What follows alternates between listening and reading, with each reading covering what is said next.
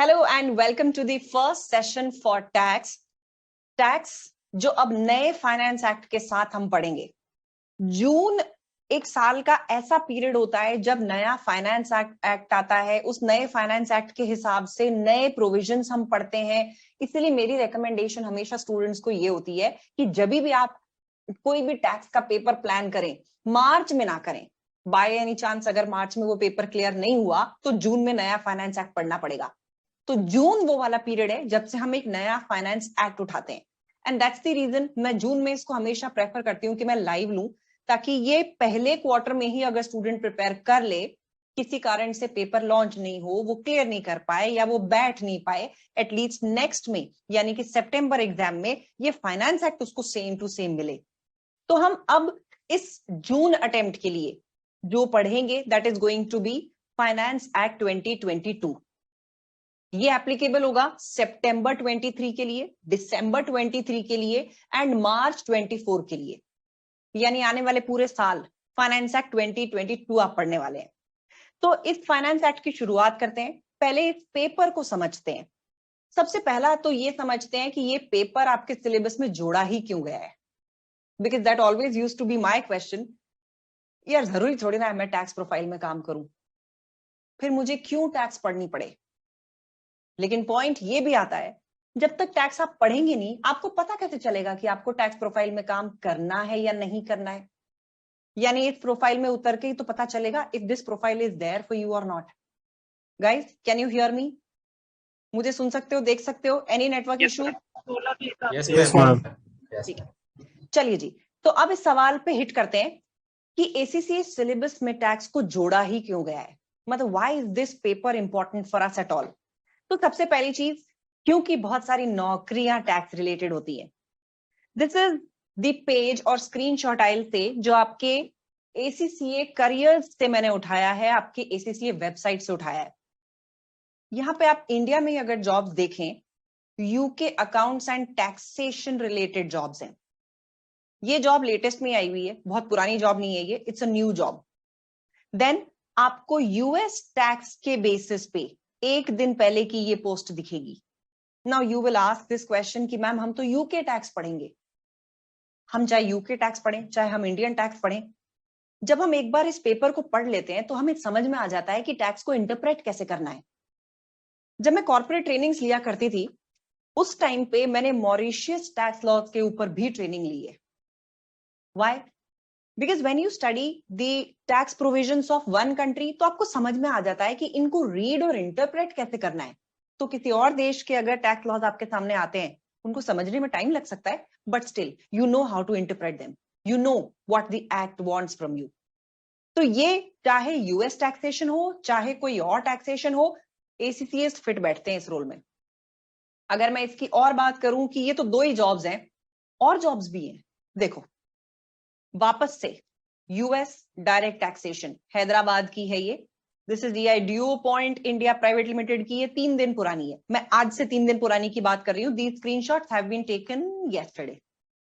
तो ये 3-4 दिन पुरानी स्क्रीनशॉट्स या फिर जॉब पोस्टिंग्स हैं आपके एसीसीए करियर्स पेज पे। देन कनाडा टैक्स लीड यानी कनाडा, ये भी 3 दिन पुरानी। टैक्स सीनियर एग्जीक्यूटिव, ये 10 दिन पुरानी है डेलॉइट की। यानी बेसिकली साहब इस पेपर के बाद आपके लिए जॉब्स खूब हैं। ये लो और 3 लो। आपके पास स्टेट स्ट्रीट की जॉब्स भी है, डेलॉइट की भी है, केपीएमजी की भी है। अगर हम दिल्ली एनसीआर की बात करें तो यहाँ पे तो एक आउटबुक्स नाम का एम्प्लॉयर है, अप्रूव्ड एम्प्लॉयर है, उसका तो यूके टैक्सेशन में बहुत सारा काम है। A lot of my students got placed there, UK tax का ही रोल प्ले कर रहे हैं, वो वहीं पे उस प्रोफाइल में ही काम कर रहे हैं। सो बेसिकली ये जो पेपर हम पढ़ रहे हैं, ये सिर्फ इसलिए नहीं पढ़ रहे हैं क्योंकि ये यूके या फिर एसीसीए के सिलेबस में जोड़ा गया है। हम इसलिए पढ़ रहे हैं क्योंकि इसकी जॉब रिक्वायरमेंट्स हैं। और बिना टैक्सेशन सिस्टम समझे किसी भी चार्टर्ड अकाउंटेंट के लिए वैसे भी काम करना बहुत मुश्किल है। अब जब ये देख ही लिया है कि भाई नौकरी के लिए या फिर आगे कॉर्पोरेट्स को सर्व करने के लिए टैक्स पढ़ना पड़ेगा, तो इसका पेपर पैटर्न भी देख लो। बाकी सारे स्किल लेवल पेपर्स की तरह चलता है इसका भी। 3 सेक्शंस में इसका पेपर होता है, section A, section B, section C. Section A में आपके पास 15 क्वेश्चंस होंगे objective type, they can be fill in the blanks also. 4 options में से एक चूज करना भी हो सकता है, 4 ऑप्शंस में से 2 चूज करना भी हो सकता है, मल्टीपल आंसर्स भी हो सकते हैं। सबसे अच्छी बात, यहाँ पे कोई नेगेटिव मार्किंग नहीं है। तो 2 मार्क्स ईच के यू विल हैव 15 क्वेश्चंस। ये 15 क्वेश्चंस अलग अलग टॉपिक से रिलेटेड होंगे। ये सेक्शन ए है। फिर आता है सेक्शन बी। सेक्शन बी भी 30 मार्क्स का है। इसमें भी 15 एमसीक्यूज है, ऑब्जेक्टिव टाइप क्वेश्चंस है। तो दोनों में डिफरेंस क्या है? सेक्शन बी में आपके पास 3 अलग अलग केसेस होते हैं, यानी पहले एक केस दिया जाएगा, इसी से related you will have 5 questions. These 5 questions will again be objective type questions, 2 marks each के। ऐसे केस 1, 2, 3, ये 3 केसेस बनेंगे। और ये तीनों केसेस कितने कितने मार्क्स के हो जाएंगे? 10 marks, 10 marks and 10 marks. That means total ये 15 क्वेश्चंस 2 मार्क्स ईच वाले 30 मार्क्स का सेक्शन बी हो जाएगा। The only problem with section A and B, there is no step marking. अगर आपने कुछ सोचा, वही एग्जामिनर ने सोचा, वही कंक्लूजन था, यू गेट फुल मार्क्स। लेकिन अगर कहीं भी एंड में छोटी सी मिस्टेक हो गई कैलकुलेशन की, कैलकुलेटर पे नंबर गलत पंच हो गया और आपने गलत आंसर पे टिक मार्क कर दिया, you get a 0। Although not negative marks, लेकिन 0 तो मिलते हैं। तो ये सेक्शन ए और बी के साथ थोड़ा सा पंगा है, लेकिन ये पंगा ठीक होता है सेक्शन सी से। कैसे? Section C is subjective section. अब इसमें सेक्शन सी में ये 2 केस सिनेरियोज हैं, लेकिन टैक्स के पेपर में थोड़ा सा डिफरेंस होता है। इनका स्किल लेवल जो पेपर होता है, एफआर, एफएम और पीएम, इनमें सेक्शन सी होता है 2 केस सिनेरियोज वाला।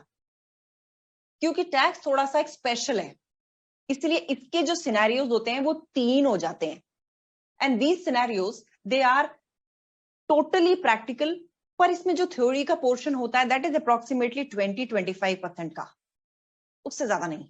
यानी 10 मार्क्स के क्वेश्चन में आप एस्टिमेट कर सकते हैं कि कुछ 3 मार्क्स का थ्योरी टाइप का पोर्शन आ जाए, लेकिन 7 marks predominantly will be practical in nature. तो ये काफी प्रैक्टिकल होने वाला है, जबकि आपके जो सेक्शन सी हैं बाकी स्किल लेवल पेपर्स के, वो अपने अपने पेपर के हिसाब से पैटर्न फॉलो करते हैं। कोई कंप्लीटली प्रैक्टिकल पे होता है, कोई प्रैक्टिकल प्लस थ्योरी पे होता है। यहां आप 20% मान सकते हैं कि 20% विल बी थ्योरी। अब इसमें आगे बढ़ते हैं।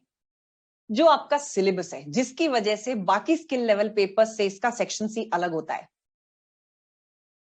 इसकी वजह से सच अ ह्यूज सिलेबस। ये इतना ह्यूज सिलेबस है कि अगर इसमें चाहे भी तो भी एक क्वेश्चन में इतनी सारी चीजें डालना बहुत मुश्किल हो जाता है। इसलिए एसीसीए ने ये जो डिसीजन लिया है कि भाई इसका सेक्शन सी थोड़ा सा तोड़ के बना दें, that's a very wise decision. ताकि एटलीस्ट जब हम वैट की बात करें तो हम एक जगह वैट की ही बात कर रहे हो, वरना 2 क्वेश्चन बनाने के चक्कर में वहीं पे वैट घुस जाएगा, वहीं पे कंपनीज घुस जाएंगी और वहीं इंडिविजुअल्स घुस जाएंगे। इसलिए इसको थोड़ा सा डिफरेंट बनाना पड़ा। लेकिन अगर इस पूरे सिलेबस को आप देखें, ये जो पहाड़ जैसा सिलेबस दिख रहा है, इसकी खास बात, it is majorly divided into 4 categories only. ज्यादा नहीं है, 4 ही कैटेगरीज हैं। ये 4 कैटेगरीज क्या हैं? फर्स्ट कैटेगरी इज जो इंडिविजुअल्स की बात करती है। क्या स्पेलिंग लिख दी मैंने? इंडिविजुअल्स की जो बात करती है।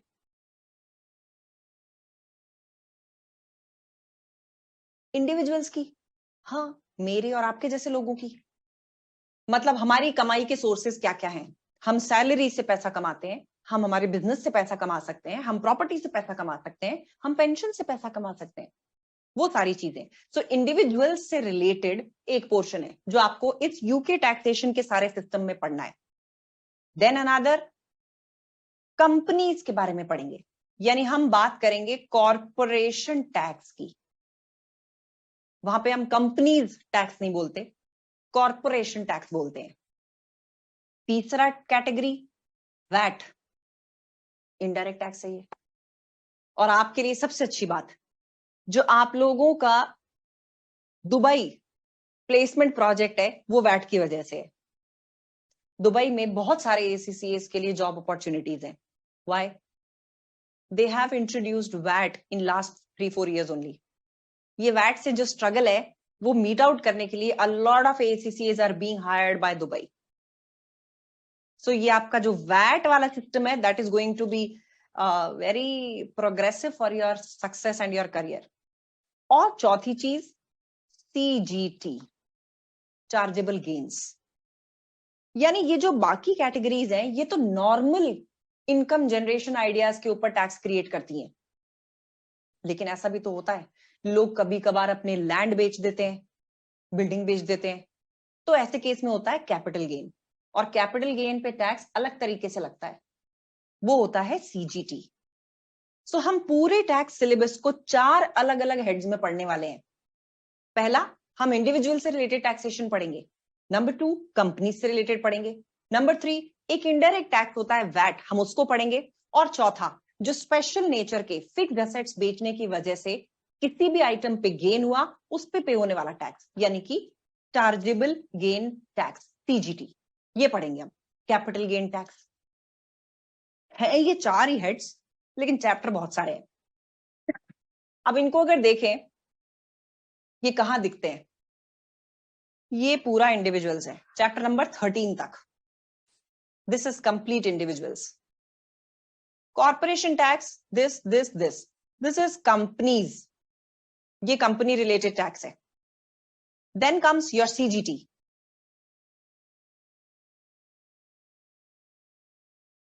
This is CGT. फिर आती हूं मैं वैट की तरफ. वैट बीच में आपको अब एक छोटा सा आइटम दिख रहा होगा IHT. इसको मैंने 5वां हेड क्यों नहीं बनाया, क्योंकि ये बहुत खतरनाक नहीं है, बड़ा छोटा सा ही है, 1.5 क्लास का. तो ये छोटा सा पोर्शन है, लेकिन है ये इंडिविजुअल से रिलेटेड, क्योंकि इनहेरिटेंस इंडिविजुअल्स के केस में आती है, तो मैं इंडिविजुअल्स में इसको घुसा सकती हूँ बेसिकली, लेकिन है ये अलग चीज. इनहेरिटेंस टैक्स होता है जब कोई अपनी जायदाद किसी के नाम करके जाता है and he dies. So it is related to individuals. It is not related to companies. It is not related to any sale of fixed assets. No, not like that. लेकिन एक स्पेशल इवेंट पे होता है ये, जो आता है death के केस में. तो ये इंडिविजुअल के डेथ का इनहेरिटेंस टैक्स कैटेगरी है. लेकिन वैसे अगर मैं मेजर हेड्स को बांटूं, you have 4 heads to study. ये चारों हेड्स इतने बड़े सिलेबस का पार्ट बनते हैं कि इसीलिए इसको करते करते भी लोग थक जाते हैं. अब इसमें पास परसेंटेज की बात करते हैं. So tax is known for having a great pass percentage, गजब की पास परसेंटेज, मतलब कि 50 के आसपास. जबकि अगर आप ऑडिट की और PM की सुनेंगे, इनकी पास परसेंटेज 30s की लेन में भी चली जाती है, एंड ऑन एन एवरेज 42 से 45 के आसपास रहती है. So this is a very scoring paper basically. ऐसा कैसा जादू है कि यार इतना लंबा syllabus with such a good pass percentage? पता नहीं यार, मैं भी नहीं समझ पाई इस बात को. I mean every time every batch starts crying because of tax. Ma'am ये खत्म and actually that's the problem. It's so vast, but still हमारा खुद का pass percentage has been 63% in tax. What do I mean with this pass percentage? हमारे हर 100 students जो tax में बैठते हैं उसमें से 63 पास होते हैं, that is the pass percentage. जबकि जो ग्लोबल पास परसेंटेज है दैट इज हर 100 में से 52 स्टूडेंट्स पास होते हैं. तो this pass percentage is quite easy. ये जो लोग क्लियर नहीं भी कर पाते, आई हैव मेजरली सीन, ये वो लोग होते हैं जो या तो ज्यादा टाइम नहीं दे पाते पेपर को, या फिर 1-2 नंबर से ऊपर नीचे बेचारे रह जाते हैं. क्योंकि इस पेपर को टाइम तो चाहिए, because this syllabus is very big, very huge. तो ये चीज तो आपको थोड़ी सी कमिटमेंट डालनी पड़ेगी. अगर हम हमारे दिसंबर रिजल्ट्स की बात करें, so these were the results. क्योंकि दिसंबर 2022 अभी लेटेस्ट आया है. मार्च में मैं खुद रेकमेंड नहीं करती कि भाई किसी को देना है, तो हमारा बैच साइज खुद भी 3-4 स्टूडेंट्स का ही होता है जो पीछे से कैरी फॉरवर्ड होके आते हैं. Because we ourselves tell them कि यार March should not be a paper to give fees and appear for March. तो इसलिए we do not form a batch for March at all. ये पीछे से ही कुछ लोगों को, अगर किसी ने पेपर नहीं लॉन्च हुआ या कोई क्लियर नहीं कर पाया, we support them for March. So last December was the attempt when this batch was taken up. और इसमें अगर आप अभी के मार्क्स देखेंगे, ये आपको लिटरली गूज बम्प्स दे देंगे। Just look at his marks.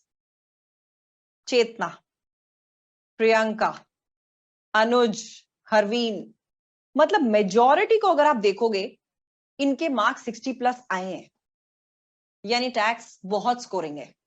लेकिन हाँ, मैं आज बोल रही हूं भाई, सिलेबस की वजह से रोना बहुत आएगा, because this syllabus is very vast. लेकिन you do not have an option, there is no scheme which is going to be there in ACCA कि भाई ये कुछ चेंज होने वाला है। It's not going to change.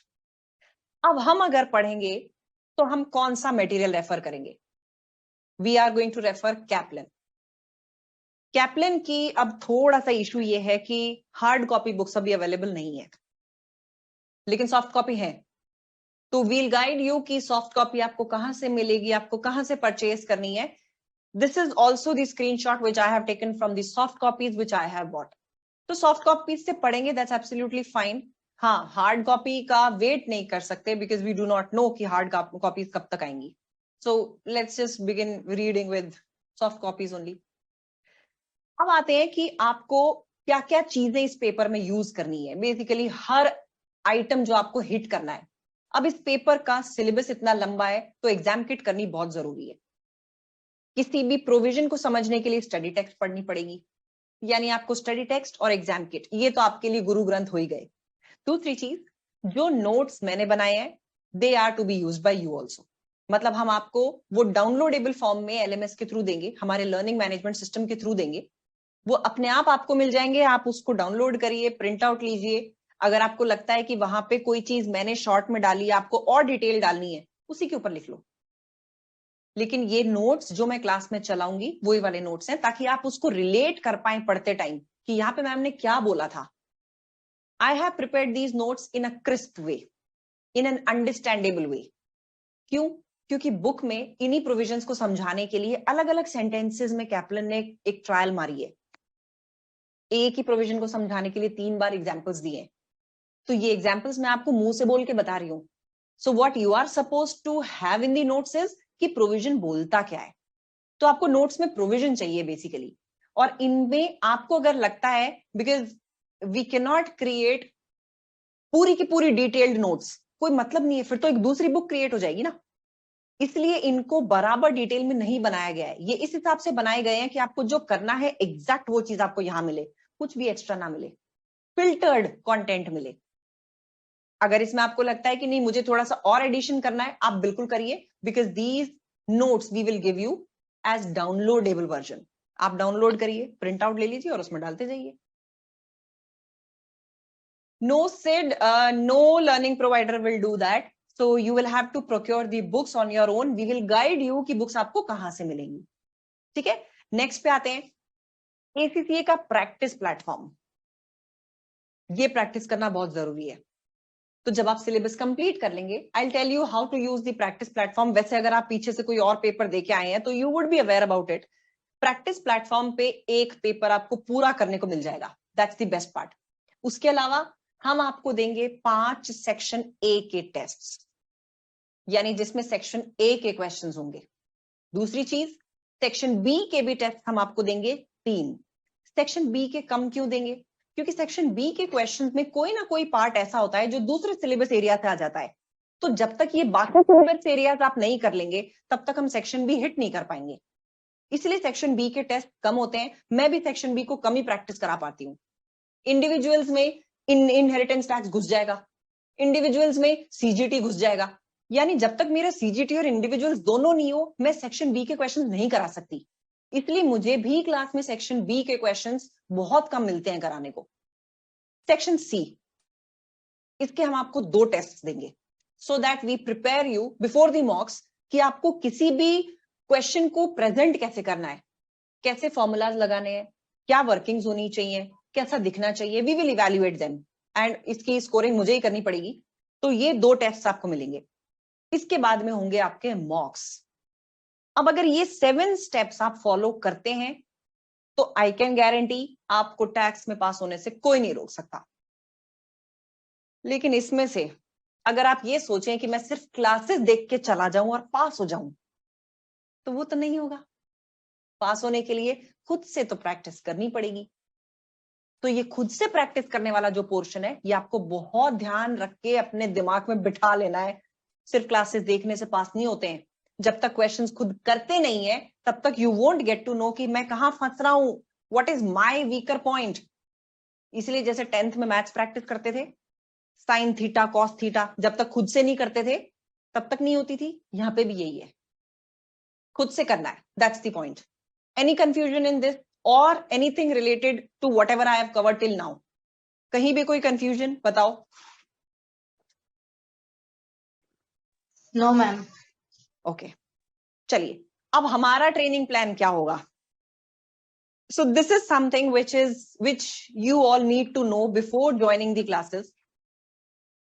क्योंकि सिलेबस इतना बड़ा है, देयर आर 25 चैप्टर्स। अगर आप सैटरडे संडेज गिनेंगे, हमारे पास 25 सैटरडे संडेज नहीं है।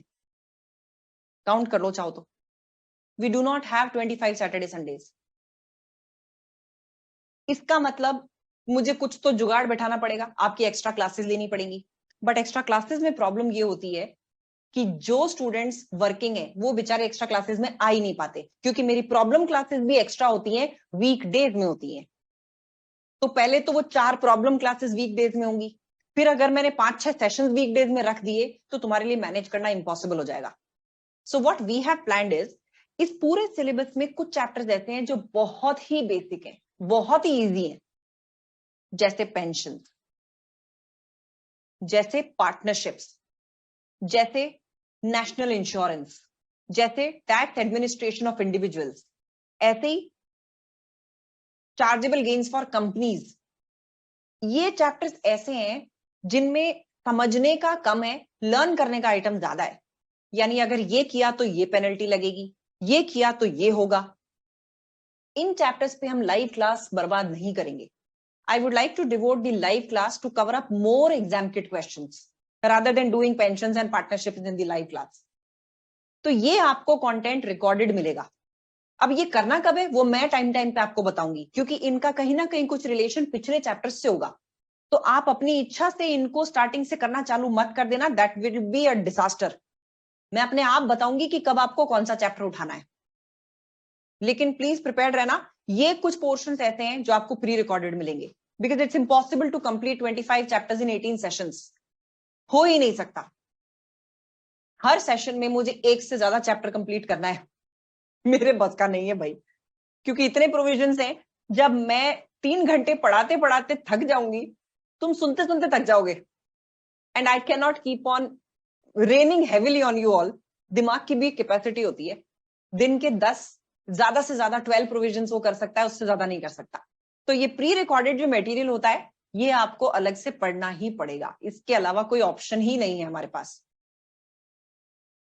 Okay, Sid is saying recorded options. Yes Sid, ये लाइव लेना आपके लिए कंपलसरी नहीं है, लेकिन सिड एक चीज बता दूं, क्योंकि ये पहली बार बैच चल रहा है, आपको प्री रिकॉर्डेड एक साथ कुछ नहीं मिलेगा, ये नेक्स्ट क्वार्टर से मिलेगा। क्योंकि अभी मैं जो पढ़ाऊंगी यही चीज ब्लेंडेड वाले या फिर रिकॉर्डेड मॉडल वाले स्टूडेंट्स को मिलेगी। तो पहले ये लाइव क्लास होगी, फिर उनके पास क्लास एक्सेस पहुंचेगी। यू कैन टेक दैट, लेकिन अभी एक साथ अगर आप सोचो कि ये सारे मुझे रिकॉर्डेड मिल जाए, वो नहीं मिलेंगे। ठीक है, ठीक है, ठीक है जी। सो ये हमारा कुछ प्लान रहेगा, because this syllabus is very very very very long. अब सवाल ये आता है कि प्रॉब्लम क्लासेस कैसे होंगी, क्योंकि यहाँ तो जो रूटीन सैटरडे संडेज हैं उसमें तो सिलेबस कंप्लीट होगा, प्रॉब्लम क्लासेस होंगी अलग से। क्योंकि आप में से कई लोग लाइव नहीं जाना चाहेंगे, वो बोलेंगे कि नहीं मैम हमें तो ब्लेंडेड में जाना है, तो ब्लेंडेड में जाओ, कोई प्रॉब्लम नहीं है। आपका एग्जाम है 6 जून को, मुझे 2 मॉक्स लेने हैं। एक आपका जो मॉक होगा उसको इवेल्युएट करने के लिए मुझे 4 दिन का टाइम चाहिए, because now the number of students are increasing and whenever mock test papers happen, even if I work for 13 hours a day, वो इतने मॉक्स मेरे पास इकट्ठे होते हैं कि मुझे एक पेपर को क्लियर आउट करने के लिए 4 दिन का मार्जिन तो चाहिए होता है। 6 जून के पेपर के लिए आपकी मॉक्स की डेट्स मैं पहले डिसाइड करके बैठी हुई हूं। इसके अलावा ये डेट्स आगे पीछे 1-2 दिन हो सकती हैं, उससे ज्यादा नहीं। वाई? मुझे 4 दिन चेक करने में चाहिएंगे। 30 मई को अगर आपका सेकंड मॉक होगा तो 4 दिन में जाके वो इवेल्युएट करके मैं आपको दूंगी, यानी वो आपको मिलेगा कुछ 3 या 4 जून को। 6 जून को पेपर है, तो मैं 30th मई से इसको और डिले नहीं कर सकती, it can not be delayed. आप बोलो कि मैम 2 जून को 3 जून को पेपर रख लो, मुझे चेक करने के लिए 4 दिन चाहिए, और मैं आपको 6 जून के पेपर के लिए 5 जून को पेपर चेक करके नहीं दे सकती, दैट्स नॉट एथिकल ऑल्सो। इसलिए आपको पेपर मुझे हर हालत में 4 जून या 3 जून तक दे देना है। तो 3 जून तक देने के लिए आपको 30th मई को पेपर दे देना चाहिए। नंबर अगर कम आए तो डीमोटिवेट हो जाओगे एक दिन पहले, इसलिए मॉक टेस्ट पेपर्स के मार्क्स एटलीस्ट 2 दिन पहले तो आपको मिलने ही चाहिए। जब आप 30th मई को दूसरा मॉक दोगे तो पहला मॉक कब दोगे, उससे 5 दिन पहले का मैंने टाइमलाइन रख दिया। 25th मई को अगर आप पेपर देते हैं, मैं आपको 29th मई तक इवेल्युएट करके दे दूंगी। उसमें जो भी मैंने फीडबैक दिया है, ध्यान रखना 30th मई को वही मिस्टेक्स वापस नहीं करनी। क्लियर है? ये बात सबको समझ आती है? गाइस मेरी वॉइस क्लियर है? It's raining heavily outside. Yes ma'am, clear है।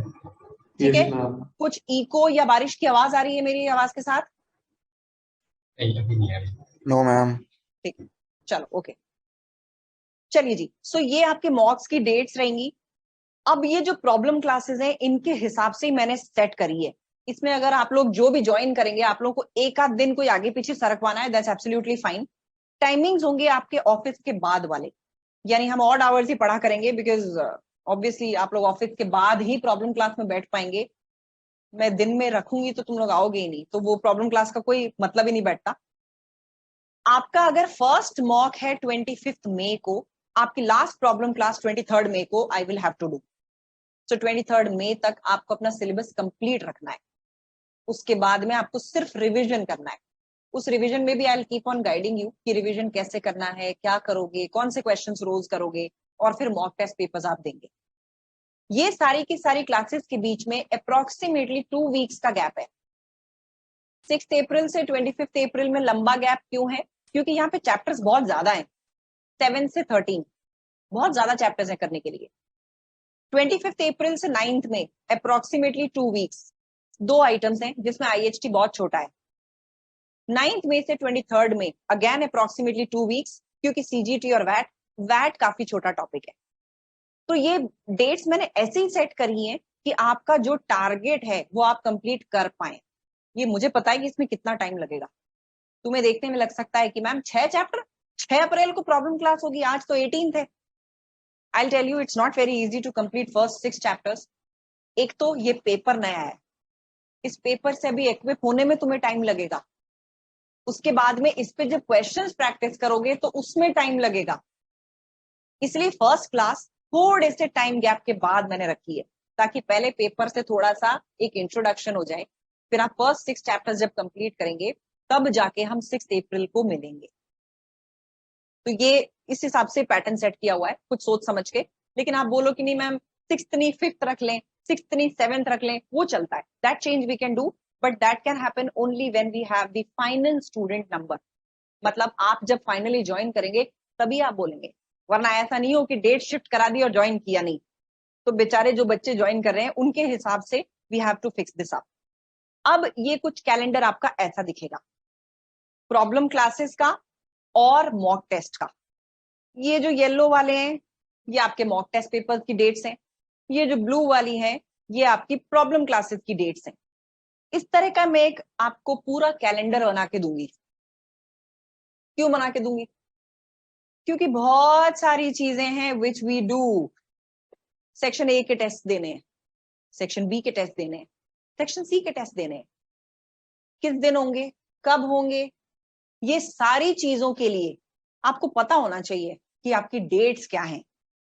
एक जो सेक्शन ए के टेस्ट हैं वो by default her problem class के नेक्स्ट डे होते हैं, यानी इसमें ऐसा मार्क करके और दूंगी।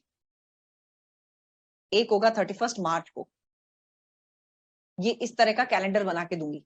ऐसे ही सेक्शन बी टेस्ट जब आपका इंडिविजुअल्स कंप्लीट हो जाएगा, IHT यानी इनहेरिटेंस टैक्स कंप्लीट हो जाएगा, और एक CGT कंप्लीट हो जाएगा। इनके बाद में ये डेट्स आप मुझे अपने आप चूज करके बताएंगे।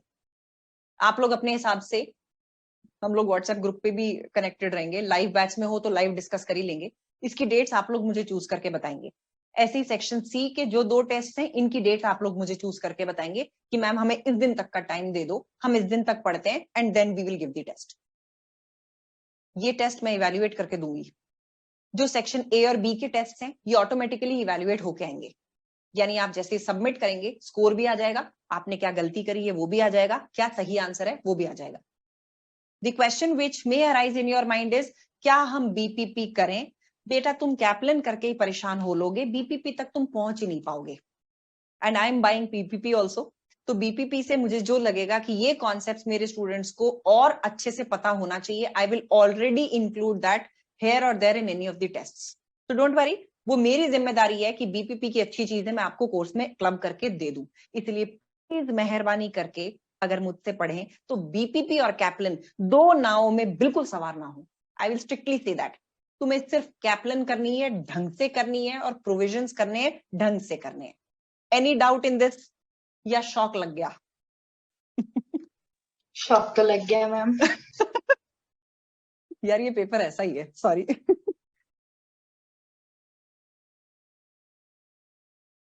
शगुन कर सकते हो सिर्फ एग्जाम किट भी, पर आई मीन व्हाट टू से, अगर एफआर करने की जरूरत पड़ी तो? मैम एफआर तो हो गया है। मुझसे पढ़ा था? हाँ, आप ही से पढ़ा था दिसंबर में। बिना स्टडी टेक्स्ट के? हाँ, बिना स्टडी टेक्स्ट। सब मेरा जलवा ही ऐसा है। अब आपके नोट्स और एग्जाम किट किया था तो हो गया। यहाँ वैसे तो जरूरत नहीं पड़नी चाहिए, पड़ेगी तो ले लेना यार, वो ई बुक है, ई ओके। बुक अगले दिन ही आ जाती है। ठीक है, ले ओके, लेना। थैंक चलिए यू। जी, सो ये शौक जो तुम्हें लग गया है, देखो इतनी मेहनत करनी पड़ेगी क्योंकि टैक्स का सिलेबस बहुत ज्यादा है, और इसी सिलेबस को इमेजिन करो वापस से एक क्वार्टर पढ़ना पड़ जाए। मैं इमेजिन नहीं कर सकती अपने खुद के स्टूडेंट्स के लिए। तो तुम अपने लिए जगह बिल्कुल मत छोड़ना, don't leave any margin at all कि हम नेक्स्ट क्वार्टर तक पहुंचे, मत पहुंचना भाई। करें शुरुआत पेपर की। Any questions related to our systems? अभी तक मैंने जो भी बताया, कोई भी सिस्टम से कुछ भी कंफ्यूजन है बताइए। हाँ, एक चीज मैं यहाँ पे बताना भूल गई, लाइव बैच और ब्लेंडेड बैच के बारे में। लाइव और ब्लेंडेड के साथ सारी चीजें बिल्कुल सेम है, accept for one thing, live batch वाले सैटरडे संडे मेरे सामने बैठेंगे और ब्लेंडेड वाले रिकॉर्डिंग्स देखेंगे, बस। बाकी सेक्शन ए के टेस्ट दोनों को देने हैं, सेक्शन बी के दोनों को देने हैं, सेक्शन सी दोनों के पास है, मॉक टेस्ट पेपर्स दोनों के पास हैं, और बीच में मैं 2 क्विज भी रखती हूँ। वो मैं यहाँ पे ऐड करना भूल गई, वरना तुम पहले मिनी हार्ट अटैक से सफर कर जाते। तो बेसिकली यहाँ पे आइडिया ये है क्विज का, आपको with in time limit question solve करना आना चाहिए।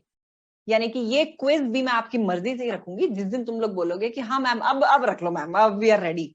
ये ब्लेंडेड और लाइव दोनों के लिए होता है। तो there is no difference except for one thing, live वाला स्टूडेंट सैटरडे संडे मेरे सामने बैठा होगा, that's it, there is no other gap at all. Vanshika, ये क्वेश्चन आपने क्यों पूछा है, पहले मुझे इसका बैकग्राउंड बताओ। Vanshika is asking, are the changes compare to last quarter huge? बताओ Vanshika, have you studied tax in March? Vanshika, can you hear me? Ma'am, I have this old version of book with me, like the physical book. वो चलेगी, notes में दे रही हूँ ना updated, बस। Okay. I thought कि आपने मार्च दिया तो नहीं है। देखो मैं उसका कारण बताती हूँ, मैंने ये क्यों चीज पूछी। I personally do not like any student जो एक ही पेपर पे बार बार पैसे इन्वेस्ट करे। मतलब I don't like that student का मतलब ये नहीं कि मुझे वो स्टूडेंट पसंद नहीं है, मुझे ये अरेंजमेंट पसंद नहीं है जहां पे हम एक ही पेपर पे 2 अलग अलग जगह से कोचिंग ले लेते हैं। वो मत करना। Trust your tutor. अगर पहले किसी से पढ़ के आए हो, क्लियर नहीं हो पाया है, Nidhi ma'am will not create any जादू, all tutors are good. The only thing is आपने कहीं ना कहीं मिस किया है कुछ पिछले अटेम्प्ट में, वो फाइंड आउट करो, उस पे काम करो। मैं इस हिसाब से पूछ रही थी कि मार्च किसी से पढ़ा है और कुछ हादसा घट गया है इसलिए तो मेरे पास नहीं आए हो ना। सो डू नॉट री invest, you are not supposed to invest your money again and again on the same paper. Trust yourself. थोड़ा सा अरेंजमेंट जो मैंने बताया ये चीजें फॉलो कर लो, वैसे ही पास हो जाओगे। ठीक है? Any other question related to any of our systems? बताओ। No ma'am. चलिए, तो अब थोड़ा सा प्रैक्टिकल पोर्शन इसका पढ़ना चालू करते हैं। वो प्रैक्टिकल पोर्शन है फर्स्ट चैप्टर से रिलेटेड। आज मैं अपना टैलेंट दिखाऊंगी और एक ही क्लास में एक चैप्टर कंप्लीट करके दिखाऊंगी। पर ये जो चैप्टर है, this is pretty easy chapter. Chapter क्या है? ये बात करता है यूके के बेसिक टैक्स सिस्टम की। यानी आज हम सिर्फ ये समझेंगे कि यूके का टैक्स सिस्टम है क्या। बिफोर आई गो हेड, किसी भी देश का टैक्स सिस्टम क्या होता है? I mean, why does the government impose tax? That's the basic question. क्योंकि इकोनॉमी चलानी है, इकोनॉमी का चक्का घूमना चाहिए। वो कैसे घूमेगा? Government will have to spend some money so that employment gets generated. ये जो स्पेंडिंग लाएगी गवर्नमेंट, ये कहां से लाएगी जब तक गवर्नमेंट के पास खुद के पास कोई रिसीट्स नहीं हो? यानी गवर्नमेंट को इकोनॉमी चलाने के लिए कुछ पैसे का कलेक्शन चाहिए। That collection comes from tax. तो ये चाहे यूके हो, चाहे इंडिया हो, चाहे अमेरिका हो, चाहे ये दुबई हो, कोई भी कंट्री हो, इसका इंटेंट यही होता है, for the economic development of the country, to bring social justice. किस तरह का सोशल जस्टिस? जो कम कमा रहे हैं वो कम टैक्स पे करें, जो ज्यादा कमा रहे हैं वो ज्यादा टैक्स पे करें। That is social justice. ये इंडिया में भी है, यूके में भी है। अब सबसे पहली चीज जो आपको बेसिक जाननी जरूरी है, दैट इज इंडिया की इनकम टैक्स अथॉरिटी है कोई, Indian income tax authorities, income tax department है। यूके का इनकम टैक्स डिपार्टमेंट कौन है? HMRC, her Majesty's revenue and customs, HMRC। HMRC is the tax authority in UK. HMRC की अगर building देखना चाहते हो तो यूके जाओ। नहीं यार, मैं यहीं ले आई, ये लो, ये भी फायदा है। This is the headquartered building जो लंदन में है, यूके में, हेडक्वार्टर्स ऑफ HMRC। तो बड़ा क्वीन स्टाइल का है, इसलिए HMRC का नाम भी है हर मैजेस्टीज रेवेन्यू एंड कस्टम्स। यानी HMRC is the authority which ensures that the tax regulations are followed in UK. दूसरी इंपॉर्टेंट बात, यूके का टैक्स ईयर। अब क्या होता है, कई लोग ये बोलते हैं कि यार क्या टैक्स ईयर होगा, 1 अप्रैल से 31 मार्च होगा। टैक्स ईयर यूके का बड़ा स्पेशल टैक्स ईयर है। It starts with 6 April and ends on 5 अप्रैल। ये दो चीजें आपको सबसे पहले आज ही याद कर लेनी है। Income tax authority in UK is HMRC, और इनका टैक्स ईयर क्या होता है? 6 अप्रैल से चालू होता है और अगले साल के 5 अप्रैल पे खत्म होता है। तो इसको फटाफट से दिमाग में बिठा लो। मैं जब जब टैक्स ईयर बोलूंगी, जब मैं टैक्स ईयर बोलूंगी, आई विल मीन 6 अप्रैल से शुरू होने वाला साल जो अगले साल के 5 अप्रैल पे खत्म हो रहा है। अब जैसे मैं आपसे एक क्वेश्चन पूछूं, टैक्स ईयर 18-19, इसकी क्या डेट्स बनेंगी? 6 April 2018, 5 April 2019. Perfect. 6th April 2018 till 5th April 2019। समझे कि टैक्स ईयर कहां से कहां डेट को कवर करता है यूके में। ये फाइनेंशियल ईयर नहीं है हिंदुस्तान की तरह कि 31 मार्च क्लोज हो गया, अब भैया रिटर्न फाइल कर दो। No, for them it is 6 April to 5 April. तो ये चीज का ध्यान रखना। दिमाग का दही हो गया था जब मैंने पहली बार ये देखा था, ओ ऐसा भी कुछ टैक्स ईयर होता है बट सब कुछ होता है। आगे बढ़ते हैं। अब यूके में कितने तरह के टैक्सेस हैं, टाइप्स ऑफ टैक्सेस कितने? Direct tax, indirect tax. ये सवाल भी क्यों आया? क्योंकि दुबई में सिर्फ इनडायरेक्ट टैक्स ही है। यानी कोई कमाल की बात नहीं है कि कई देशों में या तो सिर्फ डायरेक्ट टैक्स होगा या फिर सिर्फ इनडायरेक्ट टैक्स भी होगा, दोनों भी हो सकते हैं, बिल्कुल पॉसिबल है। इसलिए ये सवाल आया कि यूके में कौन से तरह के टैक्सेस हैं, तो डायरेक्ट और इनडायरेक्ट दोनों हैं। अब ये पिक्चर अपने आप में एक्सप्लेन करती है कि डायरेक्ट टैक्स क्या है और इनडायरेक्ट टैक्स क्या है। डायरेक्ट टैक्स, जो भी कमाता है वो अपने आप HMRC को डायरेक्टली पे करेगा, यानी कि पे करने वाला डायरेक्टली टैक्स पे कर देता है अथॉरिटी को। लेकिन इनडायरेक्ट टैक्स, पे करने वाला कोई और होता है और HMRC तक पहुंचाने वाला कोई और होता है, दैट इज इनडायरेक्ट टैक्स। यानी पे आप करेंगे, जिसको पे करेंगे वो इसी अमाउंट को जमा कराएगा HMRC को। जैसे GST, हम GST पे करते हैं, डायरेक्ट सरकार के पास तो जाके GST पे नहीं कर देते। रेस्टोरेंट में जाते हो, खाना खाते हो, वहां बिल के ऊपर GST लग के आता है। This GST is an indirect tax in India. आप डायरेक्टली गवर्नमेंट को ये नहीं दे रहे हैं, आप किसको दे रहे हैं? आप रेस्टोरेंट वाले को दे रहे हैं। नाउ दिस रेस्टोरेंट वाला will pay this GST to the government. यही फंडा होता है वैट के साथ। ये इनडायरेक्ट टैक्सेस होते हैं जहां पे पे करने वाला डायरेक्टली अथॉरिटी को पे नहीं करता, एक मिडिलमैन आ जाता है। This middleman actually pays this amount to the authority. India में इनकम टैक्स अथॉरिटी और यूके में HMRC. Clear? This is clear? बताइए Yes, जी। ma'am. मैम। चलिए, तो ये डायरेक्ट इनडायरेक्ट टैक्सेस यूके में भी है, सेम नेचर के ही है, लेकिन इनके टैक्सेस का कुछ कैटेगराइजेशन अलग अलग है। कैसे? ये 4 तरह के सिस्टम्स ऑफ टैक्सेस फॉलो करते हैं। कैसे 4 तरह के? एक होता है इनके पास प्रोग्रेसिव टैक्सेशन, मतलब तरक्की करता हुआ टैक्स।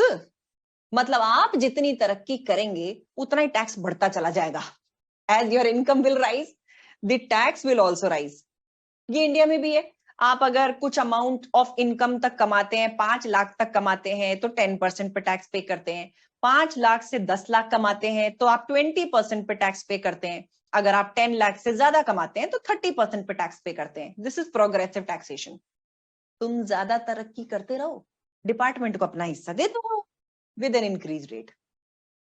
जब प्रोग्रेसिव टैक्सेशन है तो कुछ रिग्रेसिव टैक्सेशन भी होता है। ये रिग्रेसिव टैक्सेशन क्या होता है? रिग्रेसिव टैक्सेशन होता है जब आपकी इनकम बढ़ेगी तो प्रोपोर्शनेट टैक्स कम होगा। मतलब ऐसा है जी, नमक, सॉल्ट, मैंने सॉल्ट खरीदा, उस सॉल्ट के ऊपर कुछ टैक्स पे किया।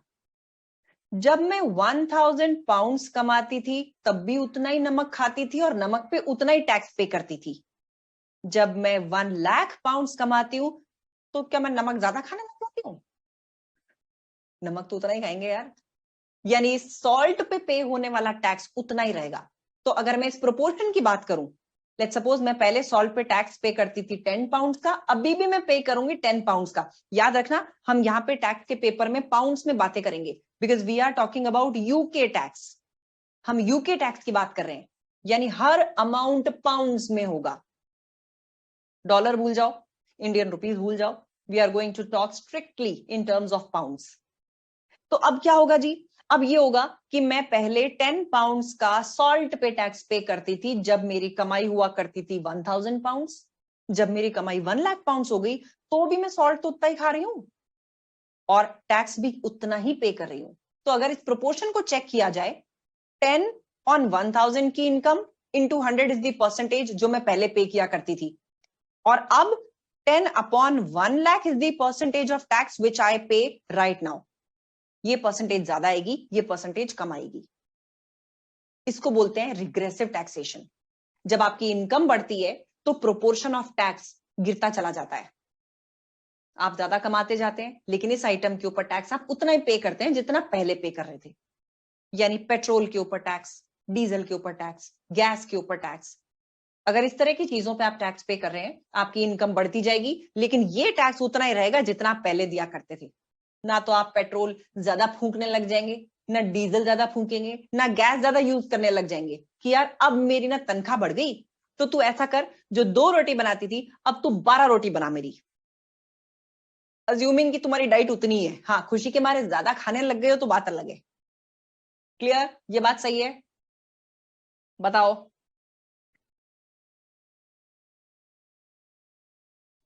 Yes ma'am. अब चले गए क्या? Yes, ma'am. Yes ma'am. तो ये तो थकेले साउंड क्यों कर रहे हो? अभी तो शुरुआत है, अभी तो टैक्स ने तुम्हें निचोड़ना बाकी है। हिम्मत रखो, ऐसे डरने से कैसे बात बनेगी? चलो नेक्स्ट, प्रोपोर्शनल टैक्स। अब ये प्रोपोर्शनल टैक्स क्या है? प्रोपोर्शनल टैक्स यानी percentage of tax remains constant. मतलब यार तुम कितना भी कमाओ मेरे को कोई मतलब नहीं है, 10% टैक्स तुम्हें पे करना है। This is proportional tax. अगर हम 1000 पाउंड्स कमाए तो उसका 10% पे कर दो सरकार को। अगर हम 1 लाख पाउंड्स कमाए उसका भी 10% दे दो। यानी ये जो परसेंटेज है दैट रिमेन्स कांस्टेंट। आप इनकम कितनी भी कमाए, इनकम बढ़ेगी तो भी कोई फर्क नहीं पड़ेगा, this percentage will keep it intact. ठीक है, दैट्स प्रोपोर्शनल टैक्स। इतना परसेंट और इतना proportion of your income should be paid as tax. Then ad valorem principle, यानी जो वैल्यू ऑफ गुड्स पे किया जाए, ये होता है वैट। कितने का सामान लिया उसके ऊपर वैट लगना, जैसे हम जीएसटी पे करते हैं, वो भी एक तरह का एड वैल्यूरम प्रिंसिपल फॉलो करता है। आप अगर ज्यादा अमाउंट का सामान खरीदेंगे तो जीएसटी ज्यादा बनेगा, कम अमाउंट का सामान खरीदेंगे या फिर कम अमाउंट के रेस्टोरेंट में खाना खाएंगे तो फिर उस पर टैक्स जीएसटी कम बनेगा। So ad valorem is based on the value of the item. महंगा आइटम ज्यादा जीएसटी, सस्ता आइटम कम जीएसटी। यहां पे आएगा ये जीएसटी नहीं वैट। तो ये जो कैटेगराइजेशन है, सबसे अच्छी बात ये है कि एग्जाम में आता ही नहीं है, लेकिन क्योंकि ये सिस्टम ऑफ यूके समझने के लिए जरूरी था, इसलिए मैंने समझाया है। Any doubt in these four, anything? अरे बोलो मुन्ना भैया आके। No, ma'am. No, ma'am. No No, doubt. ma'am. No, ma'am. Okay, आगे वापस बढ़ते हैं। एचएमआरसी एडमिनिस्टर करेगी आपके टैक्स सिस्टम को, यानी HMRC is the income tax authority of UK. Types of taxes, अब इनके टैक्सेस के नाम पढ़ते हैं। टैक्सेस का सिस्टम तो अभी हमने देख लिया, टैक्सेस के नाम भी अलग अलग हैं यूके में। 6 अलग अलग टैक्सेस हम अभी सिलेबस में पढ़ेंगे। 1 इनकम टैक्स, 2 जो मैंने इंश्योरेंस बोला था, नेशनल इंश्योरेंस, जो मैंने कहा था कि इसको रिकॉर्डेड दूंगी, that is NIC, national insurance contribution. National insurance contribution, NIC. ये 2 अलग अलग तरह के टैक्सेस हैं। एनआईसीज कंपनियां भी पे करती हैं, यानी कि एम्प्लॉयर भी पे करता है और एम्प्लॉई भी पे करता है, इंडिविजुअल भी पे करता है। देन कैपिटल गेन टैक्स मैंने आपको बताया था। देन इनहेरिटेंस टैक्स, उसके बाद कॉर्पोरेशन टैक्स और लास्ट में वैट। ये 5-6 आइटम्स अभी मैंने आपको बताए थे, वही वाले हैं कि आप इस पूरे सिलेबस में ये पढ़ने वाले हैं। जो इनकम टैक्स है ये कौन पे करेगा? इंडिविजुअल्स पे करेंगे, बूढ़े जवान बच्चे सब, male female everyone, they will pay income tax. Then national insurance contribution, ये कौन करेगा? ये भी है सारी पार्टीज करती हैं, यानी कंपनीज भी करेंगी, यानी एम्प्लॉयर भी करेगा और एम्प्लॉय तो करेगा ही करेगा, इंडिविजुअल तो करेगा ही करेगा। कैपिटल गेन टैक्स, आपने कोई लैंड एंड बिल्डिंग बेची, आपको फायदा हुआ, डिपार्टमेंट आ जाएगा, तुम्हें फायदा हुआ मुझे मेरे फायदा का हिस्सा दे दो। ये इंडिया में भी होता है, कैपिटल गेन टैक्स पे होता है। देन कम्स इनहेरिटेंस टैक्स, किसी की डेथ हो गई और उसने अपनी विल में अपनी प्रॉपर्टी किसी को दे दी तो घर बैठे कमाई हो गई। इनहेरिटेंस टैक्स इंडिया में नहीं है लेकिन यूके में है। वो क्लियरली बोलते हैं कि साहब आपको घर बैठे कुछ मिला है तो हम कैसे अपना हिस्सा छोड़ दें, पे इनहेरिटेंस टैक्स, और इसकी रेट भी बहुत ज्यादा है। देन कॉर्पोरेशन टैक्स जो कंपनीज पे लगता है, एंड वैट जो सामान पे लगता है, वैल्यू ऑफ गुड्स पे लगता है। तो ये अलग अलग 6 चीजें हैं जो हम अभी पूरे सिलेबस के अक्रॉस पढ़ेंगे। Any confusion in this? Inheritance tax, ma'am. हाँ, तो मतलब when we first took the मतलब जो भी लिया था ma'am, whatever land or building, he must have paid tax already on that, no, ma'am. So why do we have to pay tax again? So when he would have purchased, तो उस time उसने कोई tax पे नहीं किया होगा, उस time बेचने वाला पे करेगा, क्योंकि बेचने वाले की कमाई होगी, खरीदने वाले की नहीं। आपको जब फायदा होगा ना तो इनकम टैक्स डिपार्टमेंट आएगा आपसे टैक्स वसूलने के लिए। यहां पे क्या हुआ होगा, लेट्स सपोज ये अंकल जी जिनकी डेथ हो गई, इन्होंने कोई जमीन खरीदी होगी, तो ये जब परचेज की ट्रांजैक्शन हुई होगी, सेलर को गेन हुआ है, परचेजर को नहीं, सेलर को गेन हुआ है। Seller will pay tax. At that point of time he was the buyer, now he is no more. तो इन्होंने यही वाली जमीन अपने बच्चों के नाम कर दी। अब ये बच्चे रिसीवर हैं, दे आर दी रिसिपिएंट्स, तो रिसिपिएंट को इनहेरिटेंस टैक्स पे करना होगा। So whenever you are earning anything, that is the point where you have to pay tax to the department. ठीक है, got it? हाँ, you are Yes, right ma'am. in that respect कि उसी जमीन के ऊपर एक बार पहले कोई और भी टैक्स पे करके गया है, यार वो तो है, वो तो you are right. तुम्हें पता है इंडियन सिस्टम में भी तो हम ये करते हैं। कैसे? आपको सैलरी मिलती है, let's suppose you are earning 50,000 की सैलरी, इस 50,000 के ऊपर आप टैक्स पे करते हैं। टैक्स पे करके लेट्स सपोज आपके पास बचता है 42,000। इस 42,000 में से आप रेस्टोरेंट में खाना खाने जाते हैं and you land up paying GST. यानी पहले आप अपनी कमाई पे टैक्स पे करते हैं, फिर आप अपने खर्चों पे टैक्स पे करते हैं। डबल टैक्स हुआ ना? हुआ ना? Yes, ma'am. Yes, ma'am. Yes, ma'am. क्या करें यार, अब जो है सो है। अपने हाथ में नहीं है तो इसको बियर करने के अलावा कोई चारा ही नहीं है। अब आते हैं कि टैक्स लॉज बनाता कौन है।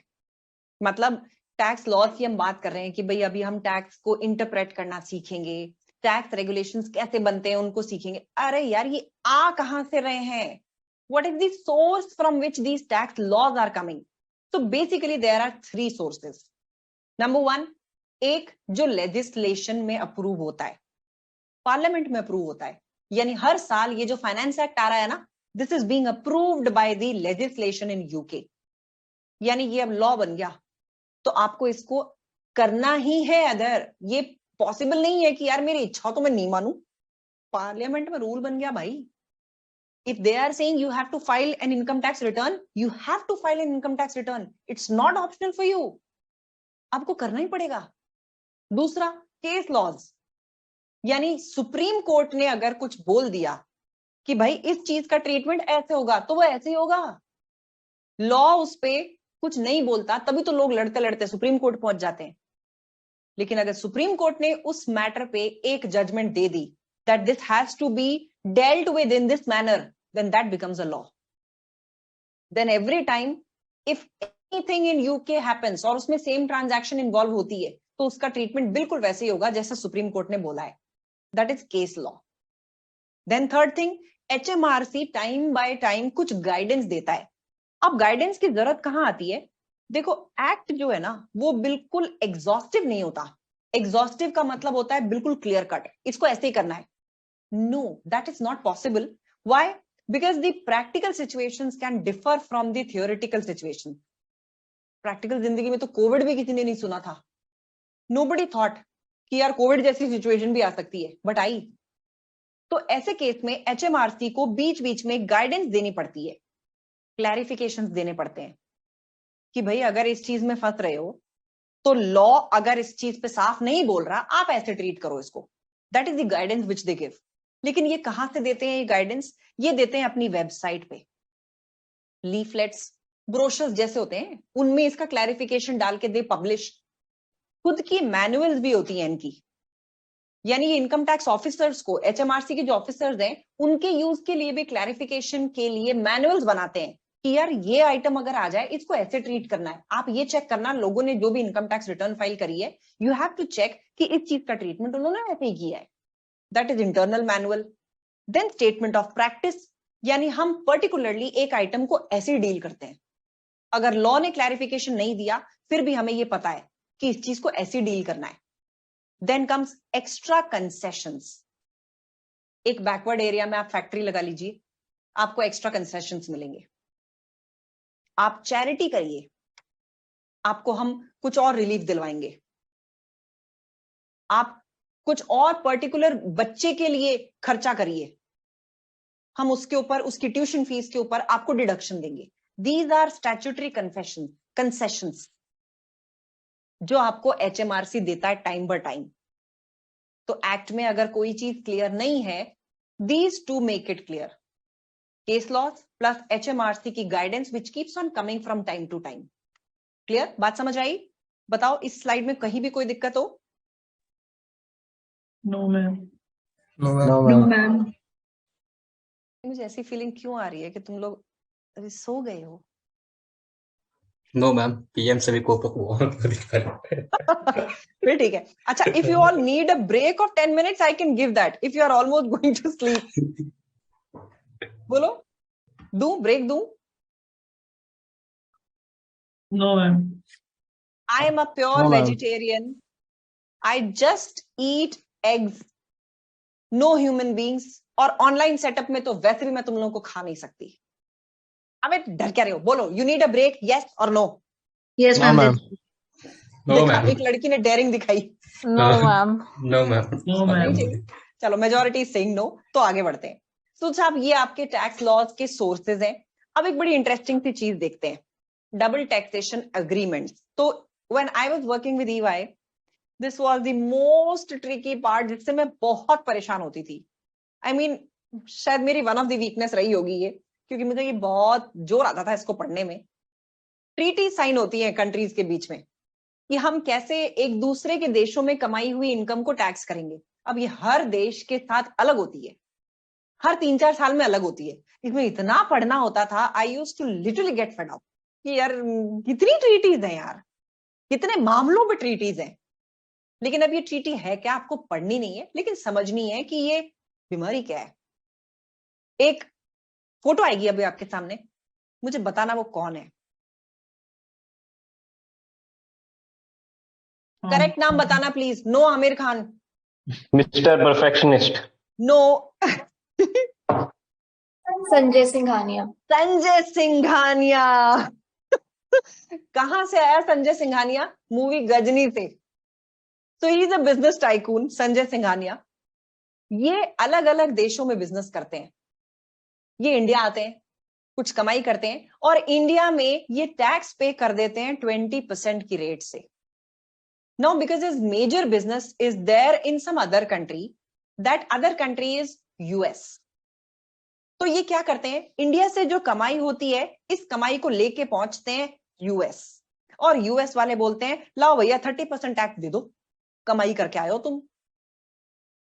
तो संजय सिंघानिया सोच में पड़ जाते हैं, भाई साहब इतनी तो मेरी कमाई नहीं हुई, 20% हिंदुस्तानी ले गए, 30% अमेरिकन ले जाएंगे, मेरे पास बचा क्या, मैं कल्पना को क्या दूंगा।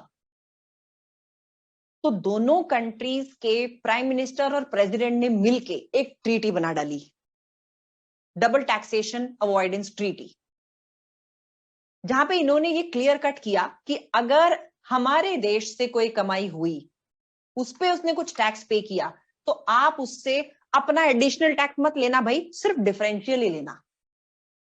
यानी because of this treaty now US will charge how much tax from Sanjay Singhania? Only 10%. 20% Sanjay Singhania has paid to India. 30% में से 20 इंडियंस को दे दिया संजय ने, बचा हुआ 10% will be taken by US. तो यही अरेंजमेंट इंडियंस के साथ भी होगा। यानी कोई इंडिया का बिजनेसमैन अगर यूएस से कुछ कमाई करके आएगा, तो इंडिया में फिर डिफरेंशियल ही पे करेगा। अब यहाँ पे डिफरेंशियल ज्यादा है, तो वो इंडिया में कुछ नहीं पे करेगा और इंडियंस उसको रिफंड भी नहीं करेंगे। बट वो ये बोलते हैं भाई तो 20% मत पे करे, तू ऑलरेडी 30% पे करके आया है। That is the beauty of these double taxation avoidance agreements. कुछ समझ आया ये क्या है? When an individual is earning from 2 countries, will he be paying tax in both the countries? No, provided in दोनों कंट्रीज के बीच में there is this double taxation agreement, तो उसमें सिर्फ differential amount of tax only ही will pay, वरना दोनों में पे करते करते तो 50% पहुंच जाएगा। और इसको छोड़ो, यहां तो अगर ये इंडिया की बजाय जर्मनी होता, 50% टैक्स यहां पे करता, 30% यहां पे करता, इतने में तो संजय सिंघानिया कहता है एट ऐसी की तैसी, मैं बिजनेस ही नहीं करता। तो ये बहुत खतरनाक हो जाता है if this double taxation agreements are not signed. तो मोदी जी जो घूमते रहते हैं ना इधर उधर, what is he doing most of the times? He is facilitating कि एटलीस्ट अगर कोई भी इंडिविजुअल हमारे आपस के देशों में कुछ भी कमाई करे, तो वो डबल टैक्सेशन लैंड अप ना कर जाए, because this impacts your business ideas. आप नहीं आना चाहोगे फिर कि 20% इंडियंस ले जाएंगे टैक्स में और 30% अमेरिका ले जाएगा, मेरे पास बचेगा क्या? I don't want to do business, मैं फिर अमेरिका में ही रहूंगा, मैं आऊंगा ही नहीं इंडिया के साथ बिजनेस करने। ठीक है, समझे कुछ? Any problem in this? No, ma'am. No, ma'am. यार मैं बहुत अच्छा पढ़ा रही हूँ या तुम लोगों को सब कुछ समझ में आ रहा है, या फिर तीसरा सुन ही नहीं रहे हो? आप बहुत First अच्छा one, बता ma'am. मैं भी फर्स्ट वाला ऑप्शन ही मान के चल रही थी। थर्ड ऑप्शन तो नहीं काम कर रहा है ना, कि हम सुन ही नहीं रहे, हताश हो गए अब इस पेपर से हम। तो अभी तो शुरुआत है बेटा। चलो नेक्स्ट आते हैं टैक्स अवॉइडेंस पे और टैक्स इवेजन पे। ये 2 टर्म्स हैं। अभी आपके सामने 2 पिक्चर्स आएंगी, फोटोज आएंगी, मुझे बताना कौन सी टैक्स अवॉइडेंस है, कौन सी टैक्स इवेजन है। ये क्या है, अवॉइडेंस या evasion? Avoidance. Evasion, ma'am. Avoidance या इवेजन? Evasion. Evasion. Evasion. और ये Avoidance. Avoidance. अवॉइडेंस। अब इन फोटोज को दिमाग में रखना, अगर एग्जाम में कभी भी आएगा तो एकदम से ये फोटोज तुम्हारे दिमाग में क्लिक कर जाएंगी। इवेजन होता है जब आप जानबूझ के अपनी इनकम छुपाते हैं, और अवॉइडेंस तब होता है जब आप इनकम टैक्स रूल्स के अंडर क्रेडिट्स ले लेते हैं। किस चीज के क्रेडिट? ये डेट वाला क्रेडिट वो नहीं है, उधार वाला नहीं है, ये क्रेडिट वो है जो टैक्स रिलीफ से रिलेटेड होते हैं। यानी आप कुछ ऐसा प्लान करते हैं कि आपकी टैक्स बच जाता है, टैक्स रूल्स के अंडर ही बच जाता है, दैट इज टैक्स अवॉइडेंस। लेकिन टैक्स इवेजन इलीगल होता है, डेलिब्रेट किया जाता है, यानी आप इंफॉर्मेशन छुपाते हैं या फिर आप गलत इंफॉर्मेशन सबमिट करते हैं, that is tax evasion. Tax evasion clearly illegal होता है, और अगर पकड़े गए तो क्रिमिनल प्रोसिक्यूशन होता है, जेल जाओगे और कुछ नहीं होगा। लेकिन tax avoidance it's completely legal. Why? क्योंकि टैक्स लॉज में जहां जहां जो लूप होल्स हैं, आप उनको यूज करके टैक्स प्लानिंग करके टैक्स बचाते हैं। तो tax avoidance is absolutely legal. इसी के लिए चार्टर्ड हायर किए जाते हैं, आप लोग हायर किए जाते हैं। हम इंडियन सिस्टम्स के हिसाब से अगर कंसल्टेंसी करते हैं टैक्स प्लानिंग में, that gives rise to tax avoidance, not tax evasion. और आप लोग यूके टैक्सेस में, दुबई में कभी भी कोई भी टैक्स प्लानिंग करेंगे, it will give rise to tax avoidance, not tax evasion. इसके बेसिस पे 2 मार्कर्स क्वेश्चन होते हैं एग्जाम में। क्या क्लियरली याद रखोगे? Evasion is deliberate, illegal. Avoidance is utilising the tax law for your own benefit. कैसे? अगर इस साल मैंने कुछ प्रॉपर्टी बेची है जिसकी वजह से सीजीटी बहुत ज्यादा आ रहा है, इस बार इनकम भी बहुत ज्यादा है, तो मैं बाकी प्रॉपर्टी अगले साल बेच दूंगी जब मेरी इनकम ही नहीं होगी, तो कुछ तो टैक्स बचेगा। This is tax planning. I can avoid some amount of tax by doing something which is legal. I mean the government can not come up and tell me कि तुमने इसी साल प्रॉपर्टी क्यों नहीं बेची। अरे मेरी मर्जी, मेरे को अगले साल बेचना था, नहीं बेचना था इस साल, एब्सोल्युटली लीगल। लेकिन मेरी कमाई हुई और मैंने एचएमआरसी को नहीं बताया, that means that is tax evasion. समझे? That's completely tax evasion. कुछ समझ आया? Yes, ma'am. Yes, ma'am. Yes, ma'am. चलो, तो ये लूप होल्स की बात भी यहाँ पे आ गई। अब एक क्वेश्चन प्रैक्टिस करो, बताओ मुझे जरा ये। For each of the following explain whether it is an example of tax evasion और tax avoidance. 1. Selling a capital asset in May 2023 instead of March 2023. दोनों 23 में ही तो है, क्या फर्क पड़ेगा मई और मार्च का? कुछ गलत प्रिंट हो गया है शायद, ऐसा लग रहा है। Tax Tax. rate difference. Tax year. Tax year बदल रहा है, यानी अगर आप मार्च 23 में सेल करते हैं तो कौन से टैक्स ईयर में फॉल कर रही है? Next year. 22-23 में। लेकिन अगर मई 23 में आप सेल करते हैं तो कौन से टैक्स ईयर में फॉल करेगी ये सेल? 23. 23-24. 23-24. सही पकड़े हैं, यानी दोनों टैक्स ईयर्स बदल जाएंगे।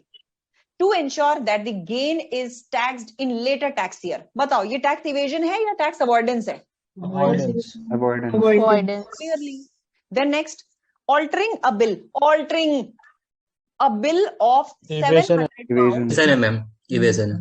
कुछ Evasion. रीड नहीं भी करो तो भी समझ में आ गया, because you have clearly altered a bill. 7,000 pounds का एक बिल था, आपने उसको 700 बना डाला, या 700 का बिल था उसको 7,000 बना डाला, तुम दोनों ही बना लो चाहे। You are presenting false information, that is tax evasion. Then moving funds into an ISA account. ये आईएसए अकाउंट होता है इनका savings account, individual savings account. इस सेविंग्स अकाउंट की जो इनकम होती है ना, वो टैक्स फ्री होती है। तो आप अगर अपने फंड्स को इंडिविजुअल सेविंग्स अकाउंट में डाल देते हैं ताकि जो भी इंटरेस्ट आए वो टैक्स फ्री हो जाए, दिस इज टैक्स इवेजन और अवॉइडेंस? Avoidance. Avoidance है ma'am. Avoidance. आईएसए अकाउंट बनाया ही इसलिए जाता है ताकि आप टैक्स बचा सके। तो अपने फंड्स को कहीं और से मूव करके आईएसए अकाउंट में डाला है तो क्या फर्क पड़ता है यार, it's all legal. So this is tax avoidance. आगे बढ़ते हैं. अब ऐसा है जी, बेईमानी तो फिर भी दुनिया में होती है. HMRC क्या कर रहा है इसके लिए? HMRC कुछ स्कीम्स लॉन्च करता रहता है टाइम टाइम पे. वो स्कीम्स जो टैक्स इवेजन को रोकें. तो क्या किया HMRC ने? एक GAAR रूल ये पास किया. क्या हुआ? यूके में बहुत सारी फर्जी स्कीम्स चलने लगी कि इसमें पैसा डालो टैक्स बच जाएगा, और इन स्कीम्स का क्लियर इंटेंशन अवॉइडेंस नहीं था, टैक्स इवेजन था. यानी जानबूझ के टैक्स पेयर को प्रमोट करना कि वो कुछ फॉल्स इंफॉर्मेशन दे या फिर कुछ ऐसी चीज करे जिससे HMRC को रेवेन्यू लॉस होने लग जाए. इन स्कीम्स का काट निकालने के लिए HMRC ने जनरल एंटी अब्यूज रूल्स निकाल दिए. अब्यूज किस चीज का? टैक्स रूल्स का. एक टैक्स रूल का लूपहोल आप यूज कर सकते हो जो कुछ हद तक जेन्युइन हो, लेकिन ये क्लियरली जेन्युइन बिल्कुल नहीं थी. ये स्कीम्स इतनी बड़ी स्केल पे हो गई कि HMRC को बहुत बड़ा लॉस होने लग गया रेवेन्यू का, और एक तरह की बेईमानी होने लग गई. तो ये जनरल एंटी अब्यूज रूल्स ये इन स्कीम्स से डील करने के लिए HMRC ने लॉन्च करे. तो कुछ तो ये रूल्स हैं ही, लेकिन अभी भी तो बिल्कुल पॉसिबल है कि ये रूल्स फॉलो ना हो. तो आप लोग पिक्चर में आते हैं, और आप लोगों के ऊपर ACCA ने प्रोफेशनल एथिक्स डाले हुए हैं. यानी जहां जहां पे आप टैक्स कंसल्टेंसी करेंगे, अपने क्लाइंट के रेफरेंस में आपको कुछ प्रोफेशनल एथिक्स फॉलो करने होंगे. आपके professional ethics ACCA professional code of ethics and conduct के अंडर आते हैं. ये नाम आपको हर जगह SBL में भी रेफर करना पड़ेगा, APM में भी रेफर करना पड़ेगा, और ऑडिट में भी रेफर करना पड़ेगा. ACCA professional code of ethics. मतलब आप लोग जब ACCA मेंबर बन जाएंगे तब आपके लिए कुछ कोड ऑफ कंडक्ट होगा. इसको बेसिकली ओपेक रूल बोलते हैं. ये ओपेक मॉडल के नाम से भी SBL में आता है, इवन APM में भी आता है, ऑडिट में भी आता है. ये है क्या? आपसे 5 रूल्स फॉलो करने की एक्सपेक्टेशन कैरी करता है ACCA. Number 1, objectivity. ऑब्जेक्टिविटी मतलब बेईमानी से काम नहीं करना. जो काम करें उसका क्लियर कट एक प्रोफेशनल ऑब्जेक्टिव होना चाहिए. आप में ईमानदारी होनी चाहिए.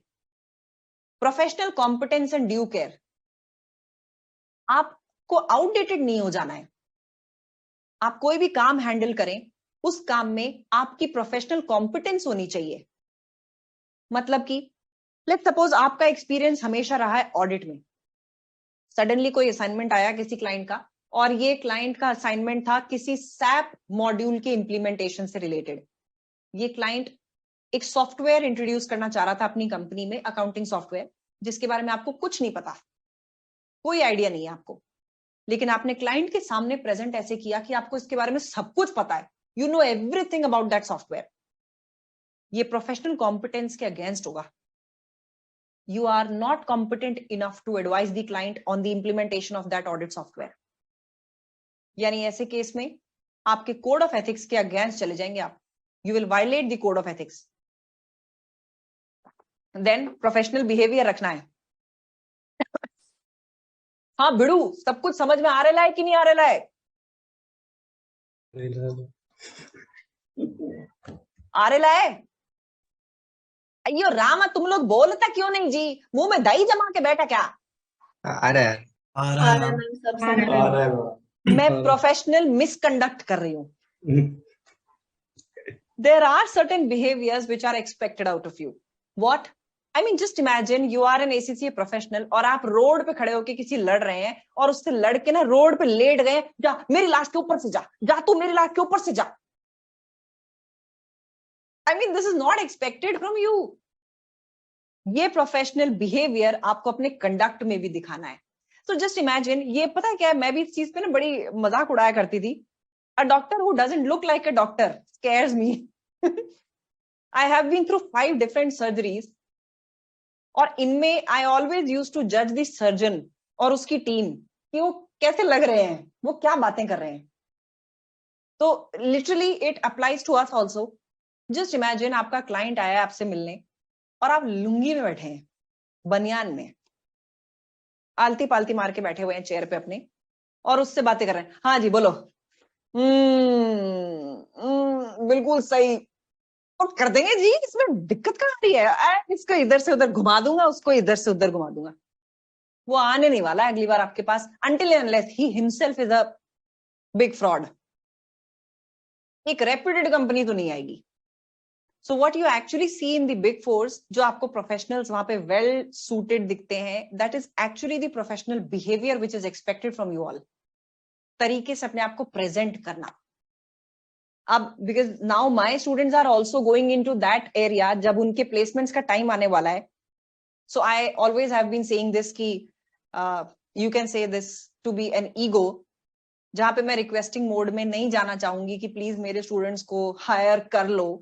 It's better I make my students employable. तो यहाँ पे भी we are soon going to announce some trainings for students. इन ट्रेनिंग्स में इन्हीं चीजों पे बात करेंगे, बिकॉज अभी एक इवेंट हुआ था, स्टूडेंट इवेंट दिल्ली में, and I could actually see, भले ही आप लोग ACCS बन जाओ, there are a lot of areas where some improvement is needed, some guidance is needed. Be it how you dress up, be it how you keep your hair, be it how you talk, कैसे अपने आप को present करते हो, everything.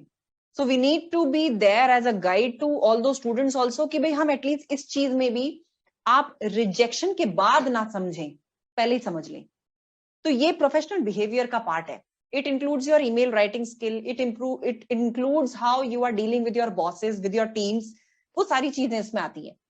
तो just imagine your boss doesn't give you a bonus, आप उसको ये बोलोगे, अबे देख लूंगा मैं, तू बाहर आ, बताता हूं मैं अभी तेरे को। ऐसा नहीं करोगे। पर ऐसी सिचुएशंस को हैंडल कैसे करोगे? If there is something where you and your boss are not in line with each other, sync में नहीं चल रहे हो, कैसे हैंडल करोगे? कुछ इसी तरह की सिचुएशंस पे we are going to soon launch that, क्योंकि यहाँ पे I don't want my students to fail. और ये वैसे तो तुम्हें इस तरह की चीजें बहुत सारी और भी जगह मिल जाएंगी, बट स्टिल एक वो होता है ना कि वहां पे मुझे सच में लगा कि यार बच्चे कोई जीन्स में आ रहा है, somebody was there in sports shoes। I mean, आप ACCA के इवेंट में आ रहे हो, you are meeting the president of ACCA and we are dressed up in t-shirts। तो वो काफी अजीब सा था कि something is missing। Either the students don't know this कि there is always a code of conduct or behavioral expectation of any qualification। उसके ऊपर ये आपसे expectations हमेशा ऑफिस की भी रहेंगी। Then comes your integrity। So integrity क्या है? ईमानदारी। आपके वर्ड्स कितने ट्रस्टवर्दी हैं, दैट इज इंटेग्रिटी। मतलब कि एक ये होता है ना कि यार ये तो हमेशा लंबी लंबी फेंकता है, what he says is 50% false information, यानी आपकी इंटेग्रिटी डाउटफुल है। तो आपको क्या करना है, even in the job life और even in front of your clients, you have to maintain integrity. अगर आपको लगता है कि एक क्लाइंट के सामने वो जो प्रॉब्लम लेके आया है वो सॉल्व नहीं हो सकती, it's always good to tell him कि सर ये तो जो हो गया, अब इस पे तो पेनल्टी आएगी, रादर देन टेलिंग हिम कि नहीं हम इससे निकल जाएंगे, रिश्वत देनी पड़ेगी, उस अफसर को दे देंगे, इस अफसर को दे देंगे। This is lost integrity on your part. तो ये जो हम सुनते हैं ना कि यार ये 200 रुपए में काम करते हैं ये प्रोफेशनल्स, ये इमेज वहीं से आती है। तो इस चीज का हमेशा ध्यान रखना है, even from this date when you are an ACCA student, maintain that integrity। Something which is fair has to be supported, something which is not fair, please do not support it। इसलिए आपके ACCA आज भी students के against भी action ले लेती है अगर वो कहीं भी कुछ अनएथिकल करते पाए जाते हैं। रिजल्ट को विदहोल्ड करना, कैप्लन का मटेरियल शेयर कर लेना। मेरी PPTs क्यों चलती हैं? क्योंकि we are not allowed to run the books in front of the students, it is their copyright, it's a loss of revenue for Kaplan, we can not do that. इसलिए ये चीजें आपके प्रोफेशनल इंटेग्रिटी पे और आपके professional behavioural से linked हैं, इसका ध्यान रखना।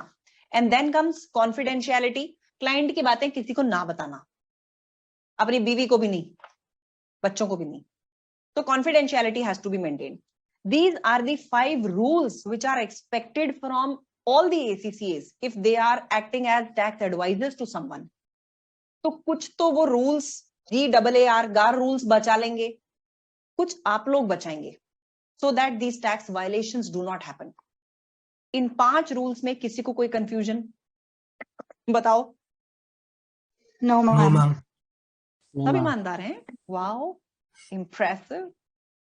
चलो अब HMRC से डील करना, तो अब जो चीज आपके सामने आने वाली है that is very much asked in audit specifically, और टैक्स में भी ये 2 नंबर में आ जाती है। ये क्या है? अब आपका क्लाइंट है, now you are handling a client, और इस क्लाइंट ने कोई गलती कर दी है, एरर है बेसिकली। आप क्या करेंगे? सबसे पहले तो आप पता ये करेंगे कि ये एरर डेलिबरेट है या एक जेन्युइन गलती है। अब चलो पता चलता है साहब ये एक जेन्युइन गलती है, आप सबसे पहले यही मान के चलेंगे कि गलती जेन्युइन है। हमेशा ऑडिट में भी यही करके चलना है, हम हमेशा ये मान के चलते हैं कि शायद सामने वाले को पता नहीं होगा। बेईमान आदमी दूसरे को बेईमान समझता है, तो एकदम से ये मत सोचना कि नहीं तूने तो पक्का ये किया होगा। अब यार हो सकता है उसको नहीं पता हो, तो सबसे पहले हम इसको जेन्युइन एरर मानते हैं। हम पहुंचते हैं क्लाइंट के पास और उसको ये बताते हैं कि यार इसको हमें HMRC को बताना जरूरी है, और अगर हमने नहीं बताया इसकी क्या पेनल्टी आएगी हमारे ऊपर। सबसे पहले आपको क्लाइंट को ये समझाना है, आपको यानी क्लियरली बताना है कि ये गलती हो गई, इस गलती को HMRC को रिपोर्ट करना जरूरी है, अगर हमने रिपोर्ट नहीं किया इसके रिपरकेशंस ये होंगे। अब क्लाइंट मना कर देता है, कुछ बताने की जरूरत नहीं है, जैसा चल रहा है चलने दें। Client can anyways refuse. तो यहां पे आपको पता चल गई ना कि ये एरर नहीं था, इंटेंशनल एरर था। आप ऐसे केस में क्या करेंगे? अब आप रिटर्न में उनको बताएंगे, यानी आप अपनी तरफ से एक प्रूफ रखेंगे कि मैंने इनको क्लियर कट एक चेतावनी दी थी कि भाई अगर ये नहीं बताया ये पेनल्टी आएगी, and you can actually think of not working for the client. अभी तो थिंकिंग ही रखना एक और, क्योंकि जैसे ही राइटिंग में मेल पहुंचेगी ना क्लाइंट के पास, अपने आप क्लाइंट को लगेगा कि यार भाई साहब कुछ सीरियस होने वाला है। इसके बावजूद भी अब क्लाइंट नहीं रुकता, नहीं जी हमें तो ये एरर कंटिन्यू करना है, कुछ बताने की जरूरत नहीं है HMRC को। तो ये जो लास्ट स्टेप है ये आपको ऑडिट में भी फॉलो करना होता है एज एन ऑडिटर, और यहां पे भी एज ए टैक्स एडवाइजर। दोनों केसेस में आपको ये फॉलो करना है। एडवाइस क्या है? You have to stop working for the client, और आप HMRC को इन्फॉर्म करेंगे that I am not working for the client. You will not inform HMRC कि इन्होंने झोलझाल कर रखा है। कॉन्फिडेंशियलिटी की बात हुई थी ना अपनी अभी, तो कॉन्फिडेंशियलिटी के अंडर आप किसी भी पर्सन को अपने क्लाइंट की बातें नहीं बताएंगे, भले वो HMRC ना हो। HMRC अगर पूछे तो बताना है, चल के नहीं बताना है सर इन्होंने ये किया हुआ है। You have to inform HMRC then that you are no longer serving the client. This is what you have to inform. इस चीज के ऊपर 90% बच्चे गलती कर देते हैं। क्वेश्चन आता है that you have to immediately inform HMRC about the error. अबे not the error. You have to inform HMRC that you are no longer serving the client. Error नहीं बताना। कॉन्फिडेंशियलिटी की हमने कसम खाई है, ओथ ली हमने, तो हम HMRC जब तक पूछेगी नहीं हम जाके खुद वॉमिट नहीं करेंगे कि इन्होंने ये कर रखा है, काला धन यहां जमा है। अबे ये तुम्हारे लिए प्रोफेशनल मिसकंडक्ट होगा, कोई और एक्शन लेगा नहीं लेगा, ACC तुम पे एक्शन ले लेगी और वो क्लाइंट मानहानि का दावा ठोक देगा।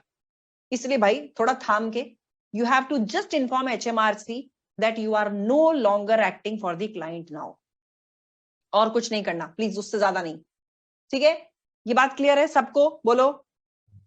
हम अगर HMRC पूछेंगे तो भी we can't tell no ma'am. फिर बताएंगे, because now it is a government authority which is asking you to answer. Here you are telling them, there is a difference between two. Ma'am फिर confidentiality इसमें नहीं, जब कोई भी government authority पूछती है तो उसको आंसर करना, वो कॉन्फिडेंशियलिटी ब्रेक करना नहीं है। कॉन्फिडेंशियलिटी ब्रेक करना होता है जब आप चल के किसी की पर्सनल बातें या सीक्रेट बातें जाके किसी को बता देते हैं, that is breaking confidentiality. Government authorities को तो बताना ही पड़ेगा। CID की CBI की रेड होती है, जब दया आता है तो वो जैसे ही एक पंच दिखाता है तो बताना पड़ता है ना सब कुछ। ठीक है, so that is not breaking confidentiality. लेकिन चल के नहीं कि फोन कर रहे हैं, can I talk to Pradyuman ji, अरे भाई वो नहीं करना। Got it? क्लियर? मैम फिर एक तरह का अलर्ट हुआ HMRC को कि मैं नहीं कर रहा काम, इसके लिए कुछ गड़बड़ कर रहे। यस, तो आपके रेजिग्नेशन डालना is a big deal for the client. तो आप जो डिग्री कंप्लीट करोगे ना, ये डिग्री में आपको ऐसा लगता है कि यार हम एक डिग्री कंप्लीट कर रहे हैं, नो, यूके में you are in a very powerful position if you qualify as an ACCA member. बहुत ताकतवर पोजीशन है ये। एज एन ऑडिटर भी अगर आपने बीच में रेजिग्नेशन देने की ठानी, पब्लिक हो जाती है ये बात, and it's a big deal. और यहां पे अगर आपने एचएमआरसी को लिख दिया that you are not serving the client, बस फिर तो क्या होगा, वो पब्लिक में नहीं बोला जाता। ठीक है, क्लियर? Yes ma'am. चलिए अब आते हैं लास्ट चीज पे, मनी लॉन्ड्रिंग पे। तो जो फोटो बता रही है, दिस इज मनी लॉन्ड्रिंग। जब आप पैसे को आराम से धोते हैं, सुखाते हैं, प्रेस करते हैं, that is money laundering, correct? No ma'am, फिर वाला transaction. Money laundering is basically जब आप एक क्रिमिनल एक्टिविटी करके आते हैं, उससे जो पैसा आता है, अब क्योंकि वो एक्टिविटी क्रिमिनल थी तो इस पैसे को भी आप छुपाते हैं और इस क्राइम को भी छुपाते हैं, black money ma'am. Black money creation, और इस पैसे को आप ठिकाने लगाते हैं, that is money laundering. That means you are doing something illegal to generate money, और उस इलीगल एक्टिविटी को फिर आप छुपाएंगे ही छुपाएंगे। So you are trying to conceal a crime and that crime gives rise to money which you are just trying to put one or the other ways इधर उधर। अब ऐसे केस में क्या होता है, मनी लॉन्ड्रिंग से बचने के लिए क्या किया, एचएमआरसी ने बोला कि भाई आप एक एमएलआरओ को अपॉइंट करिए, यानी जो एंटिटीज है, कोई भी ऑर्गेनाइजेशन या कंपनी है, वो एक एमएलआरओ को अपॉइंट करेगी, मनी लॉन्ड्रिंग रिपोर्टिंग ऑफिसर। ये ऑफिसर कंपनी के ट्रांजैक्शंस पे नजर रखेगा, और जैसे ही उसको लगेगा कि यार इस ट्रांजैक्शन में मनी लॉन्ड्रिंग इन्वॉल्व हो सकती है, he will inform to NCA, national crime agency. अब ये मामला पहुंच जाएगा एनसीए के पास, लेकिन मामला एनसीए के पास है इसका मतलब ये नहीं है कि एचएमआरसी को आप जो जो रूटीन में देना है वो देना बंद कर देंगे। यानी HMRC is a different party, NCA national crime agency is a different party. Money laundering एक पर्टिकुलर ट्रांजैक्शन में हो सकती है, लेकिन एचएमआरसी को आपकी रूटीन इनकम, उस पे किया हुआ टैक्स, ये सारे कॉम्प्लायंसेस जानने हैं। तो ऐसा नहीं है कि कोई मामला क्राइम एजेंसी के पास पहुंचा है तो अब हम एचएमआरसी से बच गए। These two are different departments. Got it, got it, got it. और एक चीज ये, अगर एनसीए को रिपोर्ट चली गई तो आप क्लाइंट को इन्फॉर्म नहीं करेंगे, क्योंकि ऑब्वियसली ये मनी लॉन्ड्रिंग ऑफिसर आपको तो बताएगा ही बताएगा, you are the tax adviser. तो क्या आप जाते क्लाइंट को बता देंगे? नो। जहां पे भी कोई गवर्नमेंट इन्वेस्टिगेटिंग एजेंसी इन्वॉल्व हो गई, वहां पे you have to act in favour of the government agency, not in favour of the client. तो क्लाइंट को जाके बताना नहीं है, ओ तुम्हारी कंप्लेंट हो गई भाई, no no no, avoid that. ठीक है, clear? Clear? Yes, ma'am. Yes, ma'am. चलो, अब अगर कोई टैक्स एजेंट डिसऑनेस्ट हो जाए, बेईमान हो जाए, तो क्या करें? तो पेनल्टी लगेगी जी, सिविल पेनल्टी। सिविल पेनल्टी क्या होती है? पैसे की पेनल्टी, यानी एज अ क्रिमिनल उसको नहीं प्रोसिक्यूट किया जाएगा, उस पे पेनल्टी लगेगी पैसे को लेके। उसको एफिडेविट और कुछ क्या बोलते हैं, कमिटमेंट बॉन्ड साइन करना होगा, गारंटर लाना होगा। क्या मिनिमम पेनल्टी है? 5,000 पाउंड्स की, ज्यादा से ज्यादा ये 50,000 पाउंड्स हो सकती है। लेकिन एक चीज, अगर 5,000 पाउंड से ऊपर की पेनल्टी लगाई है तो एचएमआरसी इस एजेंट का नाम भी पब्लिश कर सकती है, यानी आपका अच्छी तरह से मुंह काला कर देंगे ये लोग, अपना वेबसाइट पे नाम पब्लिश कर देंगे, अखबारों में कर देंगे, बदनामी पूरी फैला देंगे, ये कहीं नहीं छोड़ेंगे आपको। अब चलो ये प्रैक्टिस करते हैं, लेट्स सी कि आपको इस पूरे चैप्टर में अभी क्या समझ में आया। जेकिंडा, an ACCA member discovers that a client has deliberately not declared a source of income on their tax return. So the word is deliberately here. Which of the following statements is correct? A, the member should immediately notify HMRC of the error. क्या ख्याल है आपका? No, ma'am. No, ma'am. No ma'am. No, ma'am. Confidentiality. Yes. The ma'am. member should notify the client of the error and explain the potential consequences before considering ceasing to act. Yes. True. Seems right. Yes. The member must immediately make a report to National Crime Agency. due to the possibility of money laundering and notify the client that False. they have done so. False. पहले तो एक error के बारे में CID और CBI बुला लो, उसके बाद में क्लाइंट को बता और दो कि मैंने CBI बुला ली, अब दया आएगा और तुम्हारा गेट तोड़ देगा. ब्लंडर पे blunder. Next, the member should cease to act for the client if they refuse to disclose the error and advise HMRC that they have ceased to act and reason why. No, ma'am. No.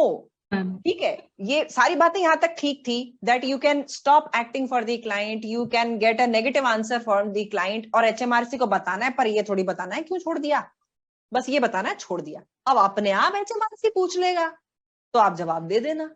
That means clear cut the answer becomes B. Correct? Yes. चलिए, अब एक बड़ा tough question आने वाला है. ये तुमने अगर कर दिया तो सलमान भाई से नेक्स्ट मीटिंग है तुम्हारी. VAT, ma'am. क्या बात कर रहे हो? Ma'am, ध्यान से that, देखो. ma'am. It's asking which of the following is D. an indirect tax. Ma'am, D. Very good. This VAT. is the direct tax, direct tax, direct tax, indirect tax. अरे वाह, तुम लोगों ने तो बड़े अच्छे से जवाब दिया.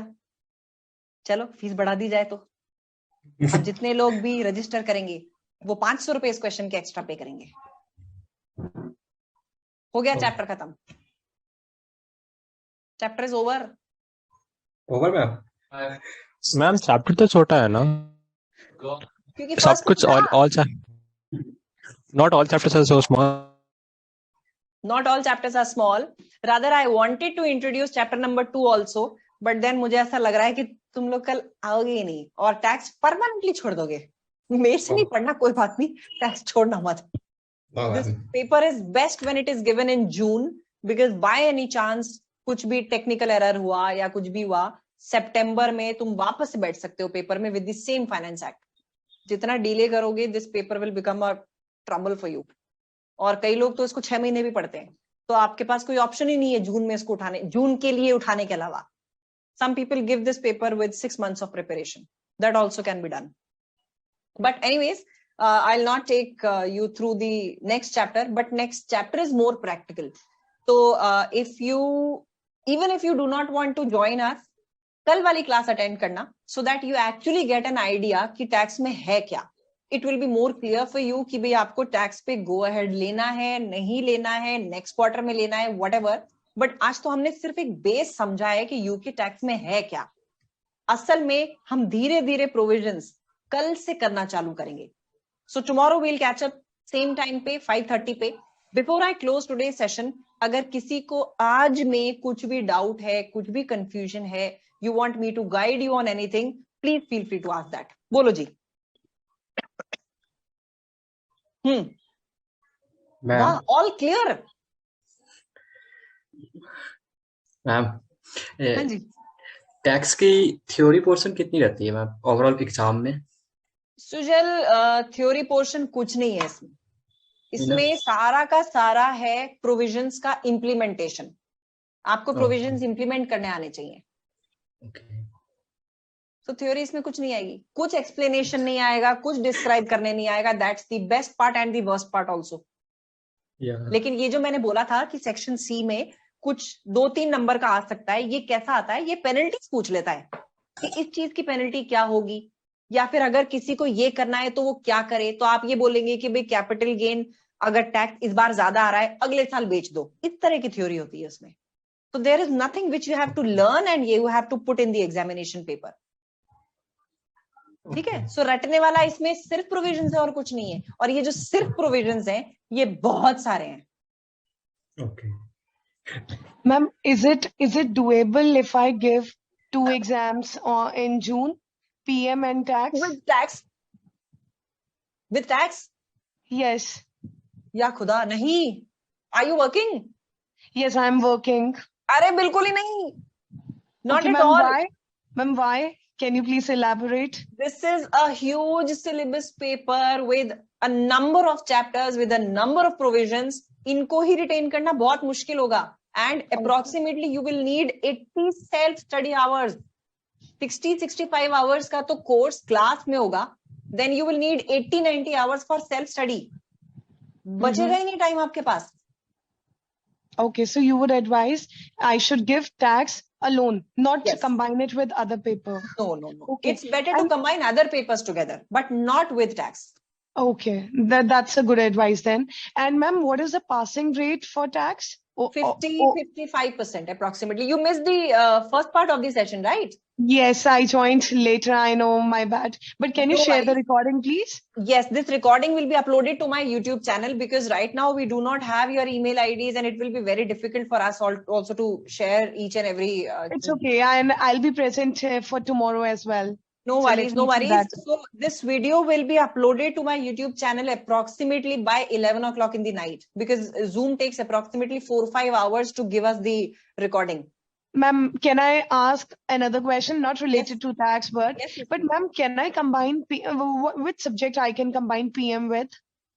So PM can go ahead with I've already given FR, FM, AA. These are already done. I'm just left with PM tax and then advanced levels. so it's better to club PM with any of the P level papers. Okay. That's Okay. doable. Ma'am, I have heard, I don't know, because I've been asking few of the, consultants also. I've seen people skip tax paper and, they plan it to give it later. They keep it for the end and, they start giving SBRL, SBL. So I don't know, is it So I'll doable? tell you, this used to happen a year back. But now since Okay. last 2 attempts, ACCA is not allowing booking any of the P level papers if your skill level paper is not booked. So what you can do is, you can give any skill level paper along with P level. But that's not possible that you skip skill level and then reach P level. Getting my point? That means what I am asking you is, let's suppose you plan to give SBL. PM and SBL can be given together. But not giving PM and giving SBL, that's not allowed by ACCA now. Okay. Okay. Because They ma'am, won't I book have the heard. paper. Yeah, because ma'am, I have heard if I plan to relocate to some other country, for example, UK or Canada, so do I need to give tax exam another time? Because these rules would not be applicable, is it? So I'll tell you, to become an auditor for UK, external auditor, statutory auditor, then you need to give AAA and ATX. And that too with UK version. Yes, yes. That's mandatory, but that's there in P level. Okay, okay, okay, fine. Thank you. It was No useful. problem. Thank you. Okay, yeah. कोई और भी कुछ Ma'am, पूछना है? तो- हाँ विश्वास. Ma'am, which job can we do tax, or do you recommend like not working while doing tax? नहीं विश्वास सी वो तो ऑप्शन ही नहीं है. So you have to keep on working, but थोड़ा सा डेडिकेटेड रहना पड़ेगा. And you will have to be flexible enough कि अगर ऑफिस से 1 घंटा रोज निकाल के पढ़ सकते हो तो that's great. नहीं पढ़ सकते हो तो Saturday Sunday you will have to pull up for 6 hours. वो करना पड़ेगा. 60-70 hours Okay, निकालने ma'am. हैं. वो कैसे निकलेंगे? सैटरडे संडे पढ़ के निकलेंगे. Done. ठीक है. एंड विश्वास, if Thank you you. Feel like कि नहीं ये डूएबल नहीं लग रहा है, गिव इट 2 quarters देन. और सितंबर में टैक्स के साथ एक और पेपर दे दो. No, ma'am. I'm not yet working, ma'am. I'm actually like, no, I'm not working right now. I'm just a student, but I'm planning to work. So I just wanted your advice on that. कर लो. Like, do you वैसे recommend? भी starting में विश्वास, you won't be given much responsibilities. So daily 1 घंटा पढ़ना है and Saturday Sundays you have to study for 5 to 6 hours. Okay, ma'am. That would be fine to do. Okay, ma'am. Thank you. Any other question? Anyone else? Hello ma'am. Yes, Hrithik Roshan, बताइए. मैम, हमें tax जो है वो UK का ही choose करना चाहिए या किसी और कंट्री का भी प्लान कर सकते हैं जिसका सेम स्कोप है या इससे भी ज्यादा स्कोप है ऋतिक, फ्यूचर? अभी तो यूके से ज्यादा स्कोप फिलहाल तो किसी का नहीं है. ओके. जो बाकी वर्जन्स हैं, they are of smaller countries जहां पे आपको एक्सपोजर इतना नहीं मिलता है. क्योंकि यूके का एक्सपोजर इसलिए ज्यादा है क्योंकि आप जो चीजें पढ़ रहे हैं ये मेजरली सारी कंट्रीज में है. Indian Okay. टैक्स है ही नहीं. So we have actually propose कि प्लीज इंडियन टैक्स को भी इसमें डाल दो, पर वो तो जब डलेगा. बट अभी के लिए दी Correct. Best exposure which you can get is with UK tax. Okay, thank you so much. ठीक है. Anything else? ये भव्या जो बैठी है, क्या ये वो हमारी 90 वाली भव्या है क्या? Yes, ma'am. अरे भव्या, तुम टैक्स के लिए तो फाइनली टैक्स में you are in. Yep. Bhavya तुम लाइव क्लास ही अटेंड करो भाई।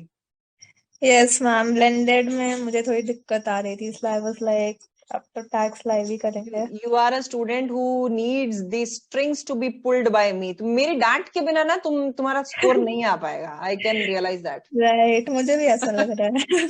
बीच बीच में तुम्हें पढ़ता रहेगा ना dose, you will be more motivated. Right, मैं समझ गई, मैं इस कैटेगरी की स्टूडेंट हूँ। नहीं, पर तुम वो कैटेगरी हो जो पुल करने पे 90 भी टच कर जाए। Yes, ma'am. Hope so. You will. I can see Panika also here. Panika is my existing student. Yes, ma'am. Then Shagun is there. Sujal is there. Vidanya is also there. Yes, ma'am. अरे वाह, चलो। हाँ जी, any other question guys? Anything else which I can help on? I have one more question. Ma'am, see, I'm moving to Dubai. Yeah. So I was thinking that, that's why I wanted a trial class from you. So I was planning to move to Dubai because I've already given those earlier exams in Dubai itself. So now again, I'm moving back to Dubai. So ma'am, is it doable? Because, the currency would be in dirhams. Yeah, I know the concepts would be similar, but do you, sorry, I think they would be in pounds, right? My bad. No. They'll be in dirhams, but they have only VAT. So if you are talking about the exposure or any job vacancy which will be there in Dubai, that is, they only have VAT. No, ma'am. My question is because, I would be, so is it fine if I take coachings from you sitting in Dubai, even though it's a live session, but the exam currency would be, I don't know whether you would be teaching in rupees and there it would be in dirhams. In pounds. I'll be teaching in pounds only because UK taxation, all the amounts will be in pounds. Pounds, GBP, yeah. Yes. Okay, so that's so not you a problem. think so that would not be a problem. Yeah. There are many students who are studying from us from Saudi also. If you see our website, you will find Shaika. Shaika is in Saudi and she has studied all papers from me, all papers. Okay. So उनकी currency अलग है. Even Priyanka को जिसने आपने देखा, she is in Oman. Okay. तो वो आपकी करेंसी से कोई फर्क नहीं पड़ेगा. हमारी भी करेंसी रुपए है, but we are studying in pounds. Correct. So I was thinking the same, that why I'm paying in dirhams there, the fee. So it's better that, if I'm liking your lectures, why not, go with you? Yeah. So we have all international students, and rather, ab to the situation is changing. My students have started preferring blended classes because they have a common complaint with my classes कि मैं live classes में बहुत धीरे पढ़ाती हूँ. So they just access the LMS and the classes at 1.5 speed. Okay, so ma'am, would you be sharing us with the the other materials also, or you would advise us to refer to other books, or your material would be sufficient? I don't know whether only Kaplan books you have to buy. My notes will work. Nothing else. No BPP. Ma'am, no any idea from where will we हाँ विश्वास? books? Ma'am, any idea from where will we get the books? Rahul से बात करना. He'll give you 2-3 contact numbers. जो ebook they have ebooks. तो ebook तो फटाफट आपके पास आ जाएगी, लेकिन hard copy books अभी है नहीं. So ebook is a problem, but Kaplan is such a wonderful book कि तुम्हें at least वो problem नहीं आएगी. Last year I took BPP और बच्चे बहुत परेशान हुए थे. So they wanted my hand holding at every step. So Kaplan in that way is very student friendly. वो ebook होगी, थोड़ा सा आप सफर करोगे, but वो suffice कर जाएगा with their way of giving the content. Okay, ma'am. So reach Rahul. He'll advise you where to get the books. And I answered one of the questions. किसी ने पूछा था कि हम study text ना लें. एक बार फिर study text मत लो. ebook है, जरूरत पड़ेगी. जिस दिन भी पे करोगे, अगले दिन तुम्हारे पास access आ जाएगी. So maybe you do not need, because my notes will be covering all the provisions. Major questions I'll be practicing in the class. तो वो वैसे भी चलेंगे तुम्हारे सामने. तो even without study text भी चल सकता है, लेकिन exam kit must है. Exam kit मैं क्लास में 20% ही करा पाऊंगी, because tax is a paper जिसमें मुझे जितने भी provisions हैं उनको आपको समझाने के लिए study text के questions बहुत सारे कराने होंगे. इतने सारे क्वेश्चंस होंगे कि एग्जाम किट के लिए टाइम भी कम करने पड़ेगा फिर। और एग्जाम किट जहां मैं बाकी पेपर्स में 1/3 करा देती हूँ, यहाँ पे 20% ही हो पाएगी, 20-25%, उससे ज्यादा नहीं हो पाती, because it's such a long syllabus कि या तो मुझे उसकी रिकॉर्डिंग्स बना बना के देनी होती हैं, या फिर क्लास में जो लाइव होता है वो केस बना के कराना पड़ता है। ठीक है? clear One last everyone? thing, ma'am. Yeah, please. Last thing, ma'am. Ma'am, what exactly is problem classes, ma'am? So problem classes are when you will be practicing the exam kit questions, you will face some problems, then who will help you? Okay, Okay, so ma'am, because but you told me that problem classes will be in the evening, right? yes, At at 8:30. 8:30 in the But night, ma'am, once you are free from your office. but ma'am, here I'm from Hyderabad, ma'am. Over here, mostly our shift timings are from 2 to 12, 2 to 11, 2 in the Okay. afternoon to 11 o'clock in the night. So we can So, do one like, thing, Vishwas. If your batch agrees for morning class, we can keep morning class also. no. My point is, will there be a recording of a problem class? Like, is there a problem? Yes. That is also available. कि अगर आप नहीं class attend कर पा रहे हो, then you will have to give me the problem number कि ma'am please आप ये discuss कर लेना. The session will be recorded and it will be uploaded to your folder also, for which you will get the access. Thank you, ma'am. और बताओ, any other question? Yes, ma'am. Ma'am, after the trial classes, what is the expected time की tax की classes कौन से shift में रखोगे आप? Evening. Okay, so It's going to be around 5 or it can be around 5 and if you all agree तो 4:30, लेकिन उससे पहले नहीं। ये जो डे टाइम होता है ना, दोपहर वाला, इसमें most of the students will sleep if I keep it at 3 o'clock types. I agree. Okay. तो ये शाम को रखेंगे। भूमिका, मॉर्निंग में my FR batch is very big, तो उनको सुबह रखना पड़ेगा। इवनिंग आप लोगों का एक और कारण से भी मैं टैक्स इवनिंग ही चाहती हूँ, because evening you all are almost alert. सुबह में ये होता है कि if you are getting up at 9 o'clock and I keep the class at 10, you will almost be नींद। तो that I have suffered once, जब मैंने मॉर्निंग क्लास रखी थी, most of the students they were very sleepy, क्योंकि वो बिना नहाए बिना ब्रश करे they used to sit in front of the class और ये चलता होता। That's why. मैम, मेरे साथ हर बार उल्टा हो रहा है। मुझे एफआर में भी मॉर्निंग चाहिए था, एफएम में भी मॉर्निंग चाहिए था, टैक्स में भी मॉर्निंग चाहिए था। देखो ऐसा है, कई बार किस्मत भी काम करती है। इस बार एफआर मॉर्निंग में रखना पड़ रहा है, और मैंने लास्ट टाइम जब टैक्स मॉर्निंग लिया था ना, वो बहुत बैकफायर किया था। स्टूडेंट्स, अच्छा ये भी कह सकते हो कि सर्दियां थी, तो they were not ready to come early morning. That's why I've kept it in the evening. Class के बाद घूमने जाना, वैसे भी तुम 2.5 hours ज्यादा पढ़ नहीं पाओगे। टैक्स में वो कैलिबर है कि तुम्हें 2 hours 15 minutes में एग्जॉस्ट करने की ताकत रखता है ये पेपर। मुझे अपने आप ही रुकना पड़ जाएगा। ठीक है? Okay ma'am. चलिए जी, I hope I have addressed all the questions. आपको कल की क्लास का लिंक वापस वैसे ही मिलेगा जैसे आज की क्लास का मिला था। Today's class recording will be uploaded around 11 o'clock in the night. आप उसको रात को देख सकते हैं, वरना कल दिन में देखिएगा। देयर इज नथिंग अर्जेंट, मेरे यूट्यूब चैनल पे मिलेगा। And then tomorrow we are going to start up with the exact practical portion of tax, कि इसमें एग्जैक्टली है क्या।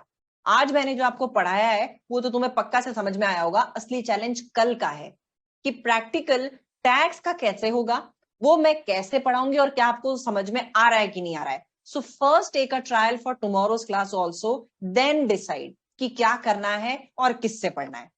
ठीक है? Am I clear on this? Yes, ma'am. चलिए जी, so let's catch up tomorrow. चलिए, bye bye, take care, see you all tomorrow. Thank you so much. Thank you, ma'am. Bye. Thank you so much. Bye. Bye, ma'am. Thank you, ma'am.